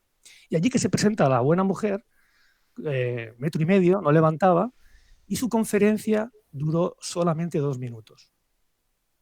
De hecho, habló menos tiempo, porque al entrar al enorme escenario, esa mujer bajita, de tez cetrina y enfundada en su clásico hábito de monja blanco y azul, seguro que os acordaréis, la Sí, estáis viendo, sí, sí. permaneció quieta, serena y en silencio durante casi un minuto, mirando con atención de lado a lado, muy lentamente, a los varios miles de asistentes, como conectando con ellos, como quizá conectando con ella misma. Y tras ese impactante silencio, ya os digo yo, un minuto de silencio, imaginaros en un foro así, dijo de modo pausado, humilde y contundente lo siguiente. Dice, yo no sé nada sobre liderazgo y cambio, pero sí sé que si quieren ver cambio en sus organizaciones, necesitan conocer y amar a su gente. Porque si no conocen a su gente, no habrá confianza. Y si no hay confianza, la gente no asumirá riesgos. Y si no asumen riesgos, no habrá cambio. Y deben amar a su gente. Porque sin amor no habrá pasión. Y si no hay pasión, ellos no se sentirán poderosos. Y si no se sienten poderosos, no habrá cambio. Así que si quieren ver cambio en sus organizaciones, si quieren ver cambio en su gente, primero deben conocerlos y después deben amarlos. Y este discurso, esta anécdota, esta historia, a mí es una lección magistral de lo que es el liderazgo. Y es la entrega de la que hablabas, José, es Sí. de servicio a los demás. De hecho, fíjate que es muy curioso porque nosotros, bueno, pues ya sabes que nuestro proyecto y demás de Adarve y tal con Manu también, o sea, nosotros siempre tenemos diariamente conversaciones, ¿no? Y es muy curioso porque nosotros nos decimos unos a otros que nos queremos, ¿no? O sea, a ver, suena un poco cursi y un poco, pero es verdad, ¿no? Que es algo recurrente que hay muchísima gratitud entre nosotros, ¿no? Y cuando entonces yo creo que eso hace que trabajar conjuntamente nos resulta o sea, muy fácil, ¿no? Pero porque de manera honesta y sincera quieres a los otros, ¿no? Y por eso yo creo que es tan importante cuando tienes un equipo que, y bueno, yo eso por lo mismo lo aplico también, por supuesto, con mi gente y demás en mi quehacer empresarial, digamos, de más tema industrial, y al final es que es fundamental. O sea, y de ahí enlazaría con mi siguiente pregunta, ¿no? O sea, ¿por qué crees que está tan denostado el decirle a alguien, o sea, que lo quieres, ¿no? O sea, decir, y realmente yo creo que La es... madre Teresa, la madre Teresa dijo, obviamente hablaba en inglés y dijo to love. Y love en inglés significa muchas cosas, ¿no? En muchos tipos de amor. Yo creo que ella lo expresó más en un sentido oriental, que está más relacionado con desear lo mejor al otro. Ujú. Desear si queréis, budista, de amar a alguien, desearle lo mejor, querer lo mejor para esa persona. No es el amor más de pareja Sí, o ni lógico, siquiera claro, claro. fraternal. Yo creo que se refiere a eso. Pero en cualquier caso, tu pregunta es muy buena. Es decir, yo desde que empecé a trabajar hace ya 3 décadas, en la empresa se habla de miedo y hay libros sobre miedo y no miedo y sin embargo se habla muy poco de amor. Sí. De desear lo mejor para los demás, de querer lo mejor, de cómo poder servirles. Y bueno, y ese poco a poco, la verdad es que se va hablando más. Nosotros lo que hacemos también desde mi empresa es llevar estas conversaciones a las organizaciones. Hay muchas máscaras que nos tenemos que quitar Sí. y más quizá también incluso los hombres en el seno de la empresa vinculadas al ego para poder hablar con más autenticidad, con más apertura y decirnos que deseamos lo mejor los unos a los otros, ¿no? Y eso también es para mí liderazgo. Marcos hablaba antes de un jefe, yo creo que ha dicho lo del perro, ¿cómo era lo del perro, Marcos? Para que el perro sea de caza tiene que venir de raza. Sí, yo no sé si te he entendido bien, pero yo creo que eso va unido a si el liderazgo, si líder se hace o se nace, ¿no? Si el perro no es de raza, pues no hay mucho que hacer. Quiero que Sí, claro, lo dice en ese sentido totalmente. Claro. a mí cuando escucho algo así, que es bastante común también entre clientes, a mí me gusta hacer la distinción clásica en psicología que define la personalidad como la combinación del temperamento, que es algo biológico y no modificable, y del carácter, que es algo adquirido y modificable. Entonces, el desarrollo del liderazgo, lo que hacemos en coaching ejecutivo, es precisamente desarrollar y transformar el carácter de los líderes con los que trabajamos. Eso es modificable. Es difícil, de narices, pero es modificable, no es como el temperamento. Entonces, ese carácter, que es único en cada uno de nosotros, pues viene configurado con procesos psíquicos fundamentales, como la percepción, como la cognición, como la emoción, la motivación y la acción. Y hay palancas para mover cada una de esas cosas.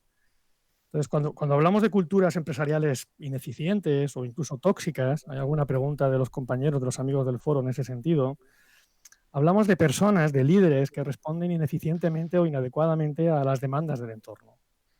Entonces, esas personas con una deficiente gestión emocional tienden a crear esos contextos de baja motivación, de desunión y de desconfianza. Pero es que eso no nos lo han enseñado nunca, chicos. Es que el sistema educativo, que es otra de las preguntas que tenemos ahí en el foro, nunca nos ha preparado para esa gestión emocional. Hemos tenido que hacerlo cada uno después como buenamente ha sabido, cuando ha empezado a hacerse mayorcito. Y como tú decías, José, te ponen al frente de un equipo de personas cuando eres muy joven y empiezas a darte leches por todos los lados. Entonces, esa parte del carácter se puede trabajar. Decían de Miguel Ángel, el artista del Renacimiento, que cuando hizo La Piedad, una escultura que realizó con 23 años, la sacó de un solo bloque de mármol, y cuando le preguntaban, maestro, ¿cómo ha podido hacer esto? Y él decía, la escultura ya estaba dentro de la piedra, yo solo he eliminado el mármol que sobraba. Entonces, siendo quizá un poco pretencioso, a mí me gusta definir que el coaching o el desarrollo del liderazgo es el proceso de cincelar el carácter de un cliente o de un equipo. Y en ese proceso se les quita el mármol que sobra para obtener la persona brillante y el profesional brillante que hay debajo. La excesiva pretensión viene por el hecho de que no somos nosotros, no soy yo el coach, el que quita el mármol como Miguel Ángel, sino que lo hace el propio cliente en un proceso facilitado por nosotros. Bueno, son diferentes perspectivas del liderazgo. Sí. Puedo seguir un rato más, pero mejor paro aquí y continuamos a otra pregunta. Vale. A ver, yo sí que enlazaría esto porque la ERTES, por ejemplo, en el foro te preguntaba qué se puede hacer cuando tus líderes no lideran y lo que hacen mayormente es usarte como fuente de información y el resto del tiempo te ignoran o peor aún, te tapan. Sí. Y luego, vamos. Sí, bueno, empezamos por esta, por ejemplo, que... Sí, está relacionado con lo que estamos hablando y me parece es una pregunta excelente porque creo que nos representa a todos, ¿no? Sí. Y hay otro amigo después, Joaquín, que le contesta a la ERTES en el hilo y que le dice que es así, ¿no? Y es cierto, ¿quién no ha tenido a un jefe de ese tipo, ¿no? Mi recomendación en este caso... tóxico, ¿no? Sería un jefe tóxico, ¿no? Que se llama también... Sí, mi recomendación en esos casos, así... Y es una recomendación que está basada también en el estoicismo, y es que hagamos algo que no afecte a nuestra serenidad, que no afecte a nuestra tranquilidad, a nuestro bienestar. Un modo equivocado de reaccionar en esas situaciones es caer en la queja, victimizarte, tener una actitud del tipo qué injusta es la vida o por qué me pasan a mí estas cosas y a mi cuñado no. Esa actitud puede tener la ventaja de que te hace inocente, ¿no? Echas la culpa al otro y tú no tienes ninguna responsabilidad. Y quizá te da la oportunidad de congraciarte con otras víctimas, entre comillas, de ese jefe. Pero pagamos un precio alto si haces eso. Pagas el precio de que tú mismo dejas de ser un líder para otros o para ti mismo, que es lo más importante. Sí. Caes en el riesgo de generar impotencia en ti mismo y hasta resentimiento, que se puede proyectar en tus relaciones. Es el típico amargado. Sí. Entonces, quizá llegas a casa enfadado o cansado de más y afecta negativamente a relaciones importantes para ti, a tu pareja, a tus hijos. Entonces, eso es lo que no hay que hacer y lamentablemente caemos en muchas ocasiones. Y el estoicismo ayuda. O sea, incluso es posible que no puedas salir fácilmente de esta situación. Yo he tenido clientes que me dicen, Pablo, es que no puedo arriesgarme a perder este empleo y tengo que aguantar a este malnacido. Porque no es fácil cambiar de jefe o cambiar de empleo. Y eso haga que te sientas mal contigo mismo y que te frustres y que te enfades. Y en ese caso, por tu incapacidad de hacer algo para salir de ahí. Y habitualmente esa frustración la proyectamos en los demás. La proyectas en tu equipo, si tienes personas que reportan a ti, en reuniones con otros compañeros, con familiares o desconocidos. En definitiva, te genera tensión interna y externa. Entonces, algo muy importante es que estas situaciones que te hacen sentir mal contigo mismo, poco a poco y de modo imperceptible, minan tu autoestima. Y tu salud. Van minando, por supuesto, la salud antes y la salud de los que te rodean. Pero lo peor es que vas perdiendo confianza en ti mismo y por tanto te van debilitando. Pero no te debilita el que tengas a un jefe impresentable, sino te debilita cómo estás gestionando esa situación.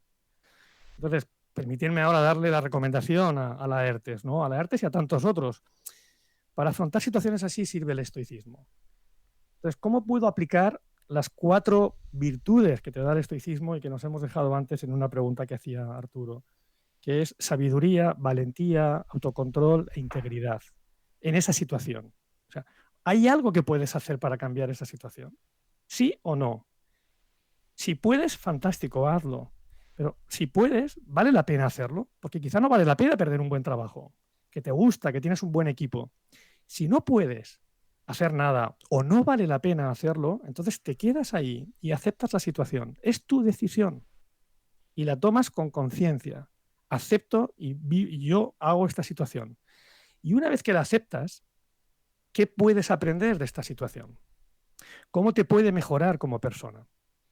Quizá de tu jefe puedes aprender precisamente lo que no hay que hacer como jefe. Quizá te puede enseñar a mejorar tu autocontrol. Puedes mejorar tu paciencia, tu resiliencia o resistencia. Quizá tu jefe te puede ayudar a ver cosas, a mejorar en ti, porque aquello que más nos molesta de los demás es con frecuencia algo que nosotros tenemos pero no queremos o no podemos ver. Es lo que se llama la sombra, ¿no? ¿Qué le da sentido a esa situación donde puedes proteger a tu equipo de su influencia?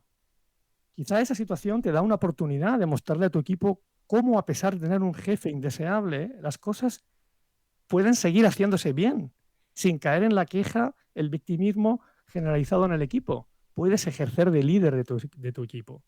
En el fondo, desarrollar ese liderazgo nuestro implica o bien salir de la situación no deseada, o si permanecemos, hacerlo por decisión propia y con la mejor actitud posible en nuestro beneficio y en el de aquellos que más nos importan.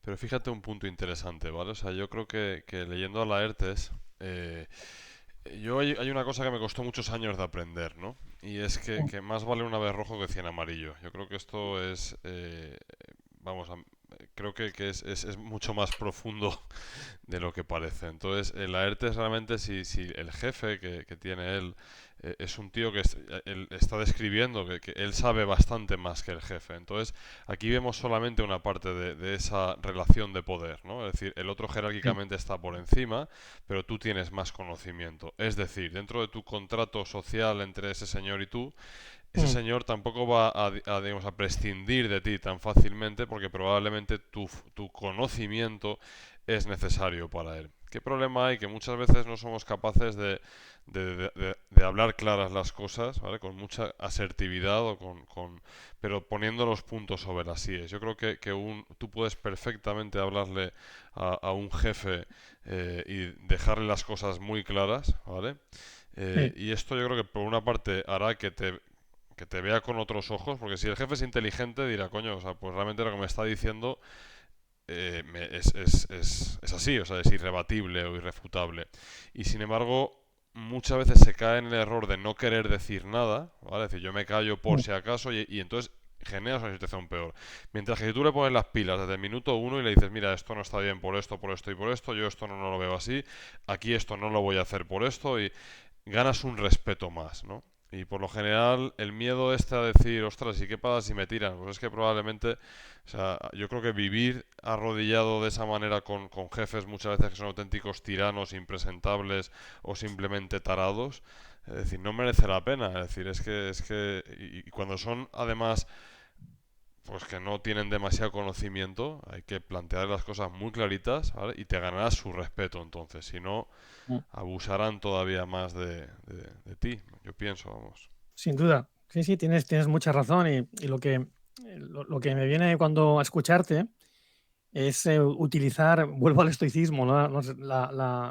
Es bastante conocida la oración o la plegaria de la serenidad. La de los alcohólicos, ¿no? Esa de... Exacto, la utilizan los anónimos alcohólicos anónimos la utilizan. Sí. Y yo creo que en esta situación lo que dice es, Señor, concédeme serenidad, es muy estoica, dice, concédeme serenidad para aceptar todo aquello que no pueda cambiar. Valor para cambiar lo que soy capaz de cambiar, que es lo que estás diciendo tú, José. Y sabiduría para entender la diferencia. Sí.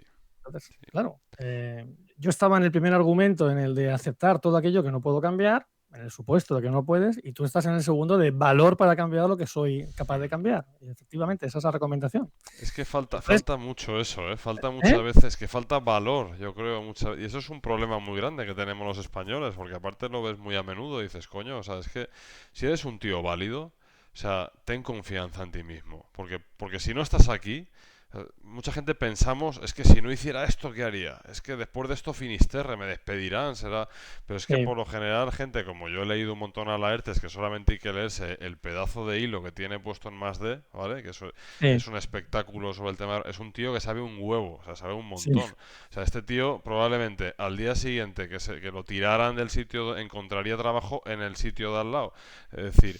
Y muchas veces nos faltan ese valor para decir, mira, no, o sea, tú a mí me vas a respetar y, o sea, por supuesto, siempre con muchísima educación, ¿no? Eso es, y sin levantar la voz y sin... Pero defender tu posición con brío, ¿vale? Es decir, con dejando las cosas bien claras y demás, es una manera fundamental para ser y estar en el mundo. Es muy difícil si no, porque la otra deriva de callarte y tragar te mete en una tormenta vital que es una mierda, o sea, hablando en plata. Es decir, y yo veo mucha gente brillante que es que está tragando todo el día sapos. Eso no es bueno para nadie.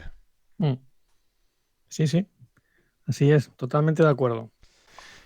Que precisamente una de las cosas que yo creo que es interesante es cuando tienes una reunión con tu gente y demás, oye, pues cuando tú no sabes de algo, decir, mira, yo de esto, o sea, no tengáis miedo a decir esto que está diciendo es una chorrada o es una gilipollez. Es decir, y realmente ese tipo de cuestiones hace que se pueda avanzar y que realmente tú puedas ver lados, digamos, de la situación que no eres capaz de ver y que probablemente te salven la vida, ¿no? No sé tú esto en Pablo, cómo lo enfocas. Así es. Lo que pasa que, José, muchas veces yo casi todos los jefes que conozco, o líderes o directivos, dicen, no, yo soy escucho a mi gente y les digo que me den feedback y después cuando preguntas, en los procesos de coaching hacemos entrevistas al entorno, que son El entrevistas 360 tan temido El 360 es más online, que también lo hacemos, pero incluso hacemos entrevistas nosotros personales al equipo, anónimas, y después las agregamos en un informe cortito. Y entonces la gente dice, no, es que es de boquita lo que dice que escucha y que quiere recibir feedback, porque después arruga el morro y se pone de uñas y acaba imponiendo lo que él ya traía de casa, pero resulta que ha visto un vídeo o está ahora con el coaching y nos quiere hacer creer que es más participativo, pero ya viene con su idea de casa. Entonces, por mucho que digas, nadie lo va a sacar de ahí. Claro. Entonces, y yo te creo a ti, José, yo creo que realmente lo haces de manera honesta y por lo que te conozco, no demasiado, pero por lo que te conozco, seguro que eres abierto y participativo. Y sin embargo, requieres estar permanentemente trabajándote para realmente ser el último en hablar al discutir sobre un tema, porque cuando tú pongas tu opinión con el poder que tienes, ahí generas un ancla ya hacia esa opinión. Realmente preguntar con la mente abierta, realmente de que quieres escuchar lo que van a decir y que estás dispuesto a cambiar de idea. Y eso se percibe, eso se huele, eso es emocional. Este tipo pregunta simplemente porque le han dicho que pregunte para que participemos más, o realmente tiene interés, curiosidad, apertura, humildad para cambiar de opinión con lo que yo diga. Y eso, de nuevo, eso no es fácil desarrollarlo y trabajarlo. Por eso tiene también sentido, a parecer que vengo aquí a vender mi libro, ¿no? Y tiene sentido los procesos de trabajo de coaching ejecutivo. Claro. Bueno, continuamos también aquí, decía Ultrella, que su pregunta tenía que ver con la inteligencia emocional. En su caso, Sí. había intentado guiar su vida por conceptos basados en ella y es cómo enlazaría entonces la inteligencia emocional que pueda tener una persona con el estoicismo y las doctrinas que predica esta filosofía de vida. Sí, sí, sí. Sí, es lo que yo os decía antes. La inteligencia emocional es un marco perfecto sobre el que trabajar, crear tu filosofía de vida o trabajar tus competencias o tu liderazgo. Una de las cosas que yo he descubierto al leer distintas fuentes, libros, conocer diferentes escuelas, es que casi todo lo bueno moderno se basa en sabiduría antigua. Es el efecto Lindy también, ya que hablamos de Antifrágil o de Taleb. Y es normal que los buenos consultores, los buenos escritores se nutran, se inspiren o vayan directamente a esas fuentes clásicas. Entonces, la inteligencia emocional es un concepto que hace muy popular Daniel Goleman en el año 94, cuando publica su bestseller clásico, sus superventas, así, llamado Inteligencia Emocional. Es un libro que vino fantástico en el mundo de la empresa. Hasta ese momento, y lamentablemente en algunos contextos aún, en la empresa era aquel lugar en el que uno venía llorado de casa y dejaba las emociones fuera y eras frío y racional y cuadriculado y gracias a esas contribuciones pues estos temas se han ido popularizando más dentro de los contextos corporativos. Entonces, la inteligencia emocional, de modo sencillo, la podemos definir como la capacidad para reconocer en ti mismo y en los demás y gestionar los sentimientos propios y ajenos, de una manera muy, muy sencilla. Y esa inteligencia emocional se basa en tres cualidades fundamentales. La primera es la autoconsciencia. Es la más importante para la inteligencia emocional, para Goleman. Y es darte cuenta o tomar conciencia de cómo funcionas y del impacto que tienes en los demás. Si no partes de ahí, los 360 que hablabas antes o las entrevistas que hacemos nosotros al entorno de nuestros clientes, están orientados a eso, a darte cuenta de cuál es tu impacto. No solamente cuál es tu intención. La intención de todo el mundo es positiva, o del 99% de la población, incluso de los políticos, es positiva. Pero otra cosa es el impacto que tienes en los demás. Y eso es la autoconsciencia. El segundo pilar de la inteligencia colectiva es la empatía. Ser capaz de sentir lo que otros sienten en una situación determinada. Y no los que son afines a ti. No entre vosotros tres, ser empático el uno con el otro, que eso es relativamente fácil. No, empático con aquellas personas que son muy diferentes a ti. Y el tercero es la adaptabilidad, flexibilidad para ajustar tu comportamiento a determinadas situaciones. Bien, pues esas tres competencias, autoconsciencia, empatía y adaptabilidad, las puedes vincular perfectamente a las virtudes o competencias estoicas. La autoconsciencia sería la sabiduría práctica de la que hablan los estoicos. Para Goleman, como para los estoicos, es la más importante para vivir una vida que valga la pena. La empatía, los estoicos la incluyen dentro de la integridad, que va sobre cómo tratar a los demás con dignidad, con equidad, con respeto. Y la adaptabilidad está incluida en la autogestión, en el autocontrol, para ajustar tu comportamiento al contexto. Entonces, es fácil encontrar referencias a esas tres competencias de la inteligencia emocional en las lecturas de los estoicos. Si a Ultrella le va bien con la inteligencia emocional, adelante. Y lo puede complementar con el estoicismo, sin duda. Hay una gran conexión entre todas esas filosofías de vida, incluso religiones.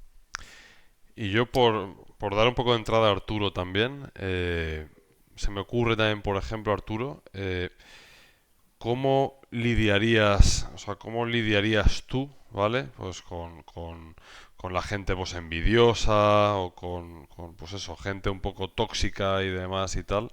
¿Cuál es tu manera, ¿no? ¿Qué herramientas tienes para lidiar con todo este tipo de gente que todos sufrimos, digamos, en diversos ámbitos? Esta gente que es pequeña pero que intenta realmente pues estar continuamente dando por saco y tal. ¿Cómo lidias tú con ello? A ver, yo para mí lo que siempre intento es, en primer lugar, verificar mis suposiciones, ¿no? Es decir, no asumir que una persona tiene maldad o envidia, como tú dices. Lo que pasa que hay gente que insiste, ¿no? Y ya te das cuenta de que sí que tienen este problema, ¿no?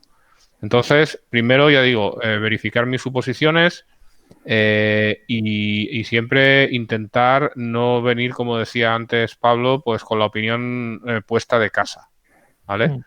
Luego, intentar ser muy sincero, pero teniendo cuidado con esto no lo conseguía tanto cuando era más joven, ahora no lo sé, pero, pero lo intentando no provocar con esa sinceridad, ¿no?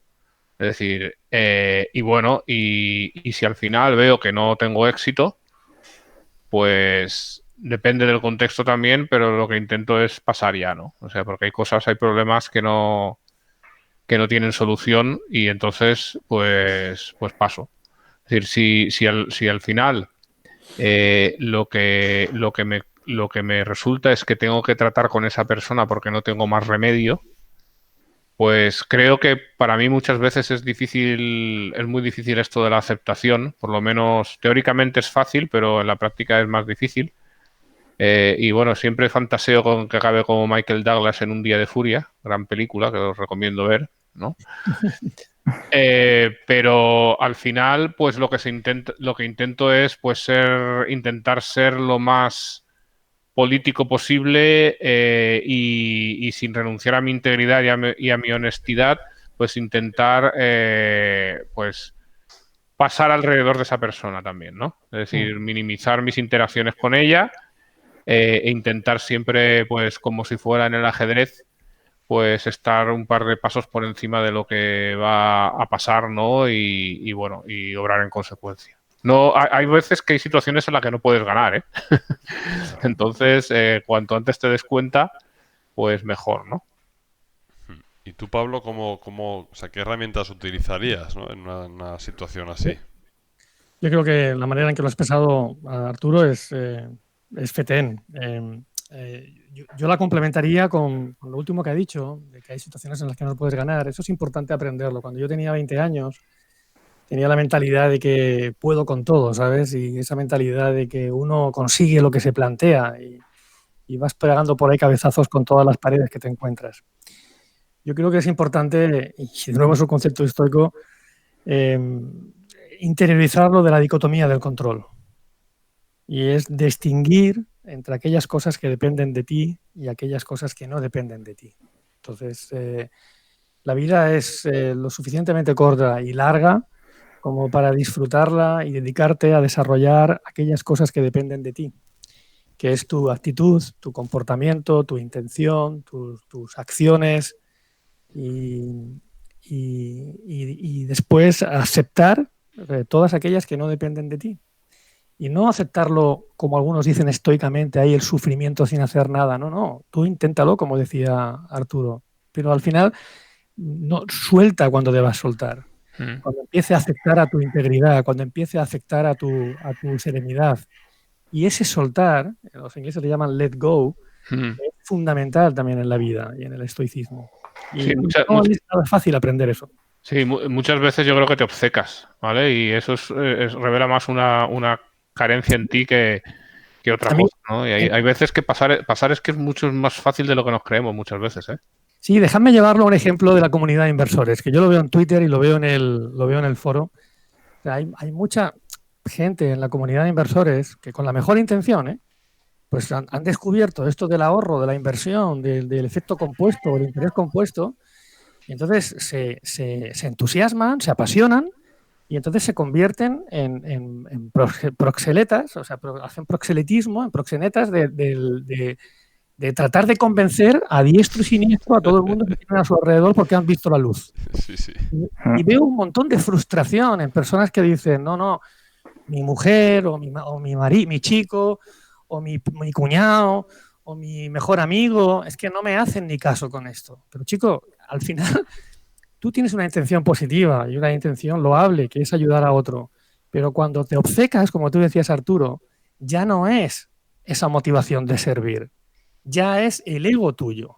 la obsesión por salirte con la tuya, por querer ganar, por querer convencer a alguien, aunque sea en contra de su voluntad, de algo en lo que tú crees. Esa distinción entre cuándo estoy sirviendo, cuándo estoy conectado con mi propósito y cuándo estoy al servicio de mi ego, de mi orgullo, de las ganas de controlar y de convencer, esa distinción es clave en estoicismo y es clave en liderazgo, bueno, y es clave en la relación de pareja, que también, como sabéis. La verdad es que a mí lo del ojos que no ven, corazón que no siente, creo que es una sabiduría popular, efecto Lindy que decías tú antes, Sí. y que creo que es bastante eficaz. Entonces, pues eso, quítate de en medio las cosas que ya veas que no tienen solución, que igual es problema tuyo también, o sea, es una limitación tuya, ¿no? O sea, a veces puede ser, pero al final, pues las cosas son como son y tampoco hay que gastar más energías, ¿no? Totalmente. Ir a lo constructivo y quitar lo destructivo de en medio. Claro. Exactamente, estoy completamente... Para nosotros son muy constructivos los Patreones, no sé si sabéis, que nos apoyan en el Como foro. Pablo, que es Patreon nuestro. Como Pablo. Y vamos, por una módica cantidad mínima que luego podéis poner los miles de euros que queráis al mes, pues patreon.com/másdividendos y apoyáis al mantenimiento del foro. Claro. Sí, ¿yo por qué me hice Patreon? Porque entro ahí, veo el valor que genera esa comunidad, veo la dedicación que le ponéis y lo que aporta un montón de gente. Yo no tengo ni idea o escasamente de cómo manejar los pocos dineros que tengo y ahí puedo aprender un montón y digo, pues, claro, para sentirme un poco en equilibrio, pues digo, bueno, al menos aporto simbólicamente un poco para poder sostener esto, ¿no? Sí, señor. Muy bien. Bueno, vamos a ver. Aquí tenemos Camacho una pregunta. ¿Qué es en lo primero que te fijas a la hora de tratar con un directivo? Sí. Bueno, ¿qué es lo primero que se fija cuando acaba de conocer a una persona? Difícil esto, ¿no? Sí. Sí, hace varias preguntas aquí, Camacho. ¿Crees que es fácil conocer a alguien en una conversación breve y captarle? ¿Podría contarnos acerca del peor organizador que ha conocido en su trayectoria? El peor equipo, ¿no? Acerca del equipo peor organizado. Perdón, es que estoy a estas horas ya yo aquí medio... Sí. Es una pregunta, varias preguntas muy interesantes. Y yo doy mi perspectiva. Con respecto a conocer una persona, así en general, pues la verdad es que no sé muy bien en qué me fijo, porque gran parte del proceso de conocer una persona es misterioso, es inconsciente y es muy complejo. En mi caso, creo que me caracteriza la curiosidad. Hago las preguntas y la escucha. Yo creo que suelo hacer más preguntas de las que se hacen normalmente. Y a veces incluso no son bien recibidas incluso. En el caso de un directivo, ya cuando estamos en una situación de que puede ser un cliente o que es un cliente, además de esa curiosidad, sí que empiezo a enfocar más mi atención en sus necesidades y en sus retos, ¿no? ¿Dónde le aprieta el zapato? Y a través de su narrativa, de nuevo, a través de sus comentarios, saco algunas hipótesis de cómo funciona su mindset, como os decía antes, de cuáles son sus modelos mentales, ¿no? Cuál es su locus de control, si es más interno o externo, cómo entiende el poder, cómo entiende las relaciones, cuál es su visión del mundo. Entonces sí que empiezo a sacar hipótesis, pero hipótesis que después comparto con esa persona, desde la primera reunión además. Comparto con mucho respeto, comparto esas suposiciones y ahí también está el valor añadido que se le puede generar a esa persona. Son conversaciones un poco atípicas que uno no suele tener en el día a día. En cuanto a si es fácil conocer a alguien, no es fácil conocer ni captar a nadie en una conversación breve. De hecho, no es fácil llegar a conocerse uno mismo tras toda la vida intentándolo, deliberadamente, como para encima decir que vas a conocer a otros.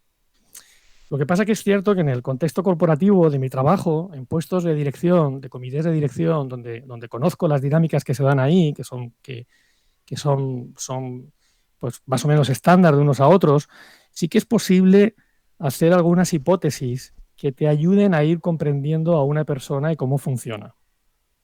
Y como os decía antes, lo relevante es compartir esas hipótesis con la persona, con valentía, con apertura, con vulnerabilidad por tu parte, para generar confianza y poder apoyarla en su desarrollo de modo diferencial. Con respecto al equipo peor organizado, La verdad es que no me voy a escapar de la respuesta, pero no tengo ninguno concreto en la cabeza. En primer lugar, aunque suene paradójico, porque cuando un equipo decide contratar unos servicios como los que hacemos nosotros, es que ya están por encima de la media, ya están mejor que la mayoría. Porque tener la determinación, la apertura, el compromiso y la humildad de decidir a dar ese paso de trabajar con nosotros ya implica un nivel de madurez que no es obvio. Nosotros solemos decir que nuestros mejores clientes son muy buenos directivos que quieren llegar a ser aún mejores. Puede sonar un poco marketingiano, quizá, pero es que es la realidad. Los que son malos directivos no son tierra fértil para nuestro trabajo, ya ni nos buscan, lo cual es una ventaja, por cierto. Entonces, pero bueno, para no escaparme de la pregunta que nos hace Camacho, las disfunciones más frecuentes que yo me encuentro en los equipos con los que trabajo son la desconfianza entre ellos, los reinos de taifas, los recelos, la invulnerabilidad o la falta de autenticidad, los conflictos soterrados, la falsa armonía, jiji, jaja, que bien nos llevamos y después no se soportan, la ausencia de feedback, la complacencia, la distancia entre ellos. El problema es que la inmensa mayoría de los equipos no pasan de esa fase, por llamarles algo equipo, por llamarles algo. No pasan de esa fase, lo consideran normal y no llegan a trabajar con personas como nosotros. Y lo peor es que eso se transmite en cascada hacia abajo en las organizaciones, en las empresas. Y tenemos muchos entornos, pues como decía Laertes antes, ¿no? De autoritarismo, de excesivo control, de desmotivación, de ausencia de compromiso. Y todo ello tiene un impacto económico tremendo, además de un coste social y humano incalculable. Sí, la verdad es que es así. Es el coste real, no se llega, yo creo que no se suele llegar a ver. Es desconocido, es en cascada la cantidad de gente que llega amargada a sus casas, que sin querer le hace la vida imposible a otras personas, cómo proyecta en sus hijos, en sus familiares, es incalculable. Por eso, de nuevo, va a parecer que estoy vendiendo el beneficio de trabajar en un proceso serio de desarrollo del liderazgo, de transformación del liderazgo con un equipo, es extraordinario. Y lamentablemente, esto, vosotros sabéis mucho de Buffett, él lo aprendió rápidamente. Y en un momento dado, y después de buscar empresas que eran súper baratas, aquello que aprendió de Graham, sí, pasó a buscar buenos equipos directivos. Sí, sí. Y eso él lo tenía clarísimo. Sí, sí. Es así, es fundamental. La cultura en una compañía es importantísima. Pues nada, chicos, bueno, llevamos ya aquí más de 2 horas, tenemos que ir acabando ya. Yo creo que nos hemos dejado muchas preguntas, pero me temo ya que hoy no vamos a poder seguir. A ver si podemos hacer una segunda parte de preguntas o contestamos en el foro. ¿Qué tal te lo has pasado? ¿Cómo lo has visto, Pablo? Pues yo muy bien, la verdad es que al principio no sabía qué pintaba en un foro como este. He escuchado muchos de los podcasts, como podéis imaginar. Y claro, digo, yo no tengo una gran contribución para aportar aquí. En absoluto. Pero la verdad es que venía incluso preparado para hablar incluso de inversiones. Pero bueno, ya para otro mejor, así no me expongo a... No, yo encantado de hacerlo y recibir recomendaciones de toda la gente que sabe tanto en la comunidad. Sí. Y yo estoy encantado hablando de estos temas que me apasionan. Sensacional. Cuando queráis, continuamos. Haremos una segunda parte, si te parece bien. Desde luego, da para ello. Da para ello, sí. Desde luego. Pues nada, oye, muchísimas gracias, Pablo. Y ya te digo, emplazamos a ver si podemos hacer una segunda parte y acabamos de comentar todo lo que nos ha quedado pendiente en el tintero, ¿vale? Sí, claro. Tengo que comentar lo de la mano dominante. Yo a los 40 me di cuenta que era zurdo. Ah, pues bien estás, bien. Sí. Marcos, yo también lo soy, un zurdo contrariado que le llaman. Sí, no, pues ese es no lo sabía, que cuando se dan las palmas, la mano que dirige, si es la zurda, es que eres zurdo. Es una manera muy fácil de verlo. Muy bien, chicos. Pues nada, Venga, un amigos. abrazo fuerte. Venga, un Seguimos abrazo pronto. fuerte. Muchas Venga, gracias. Un abrazo. venga, hasta luego.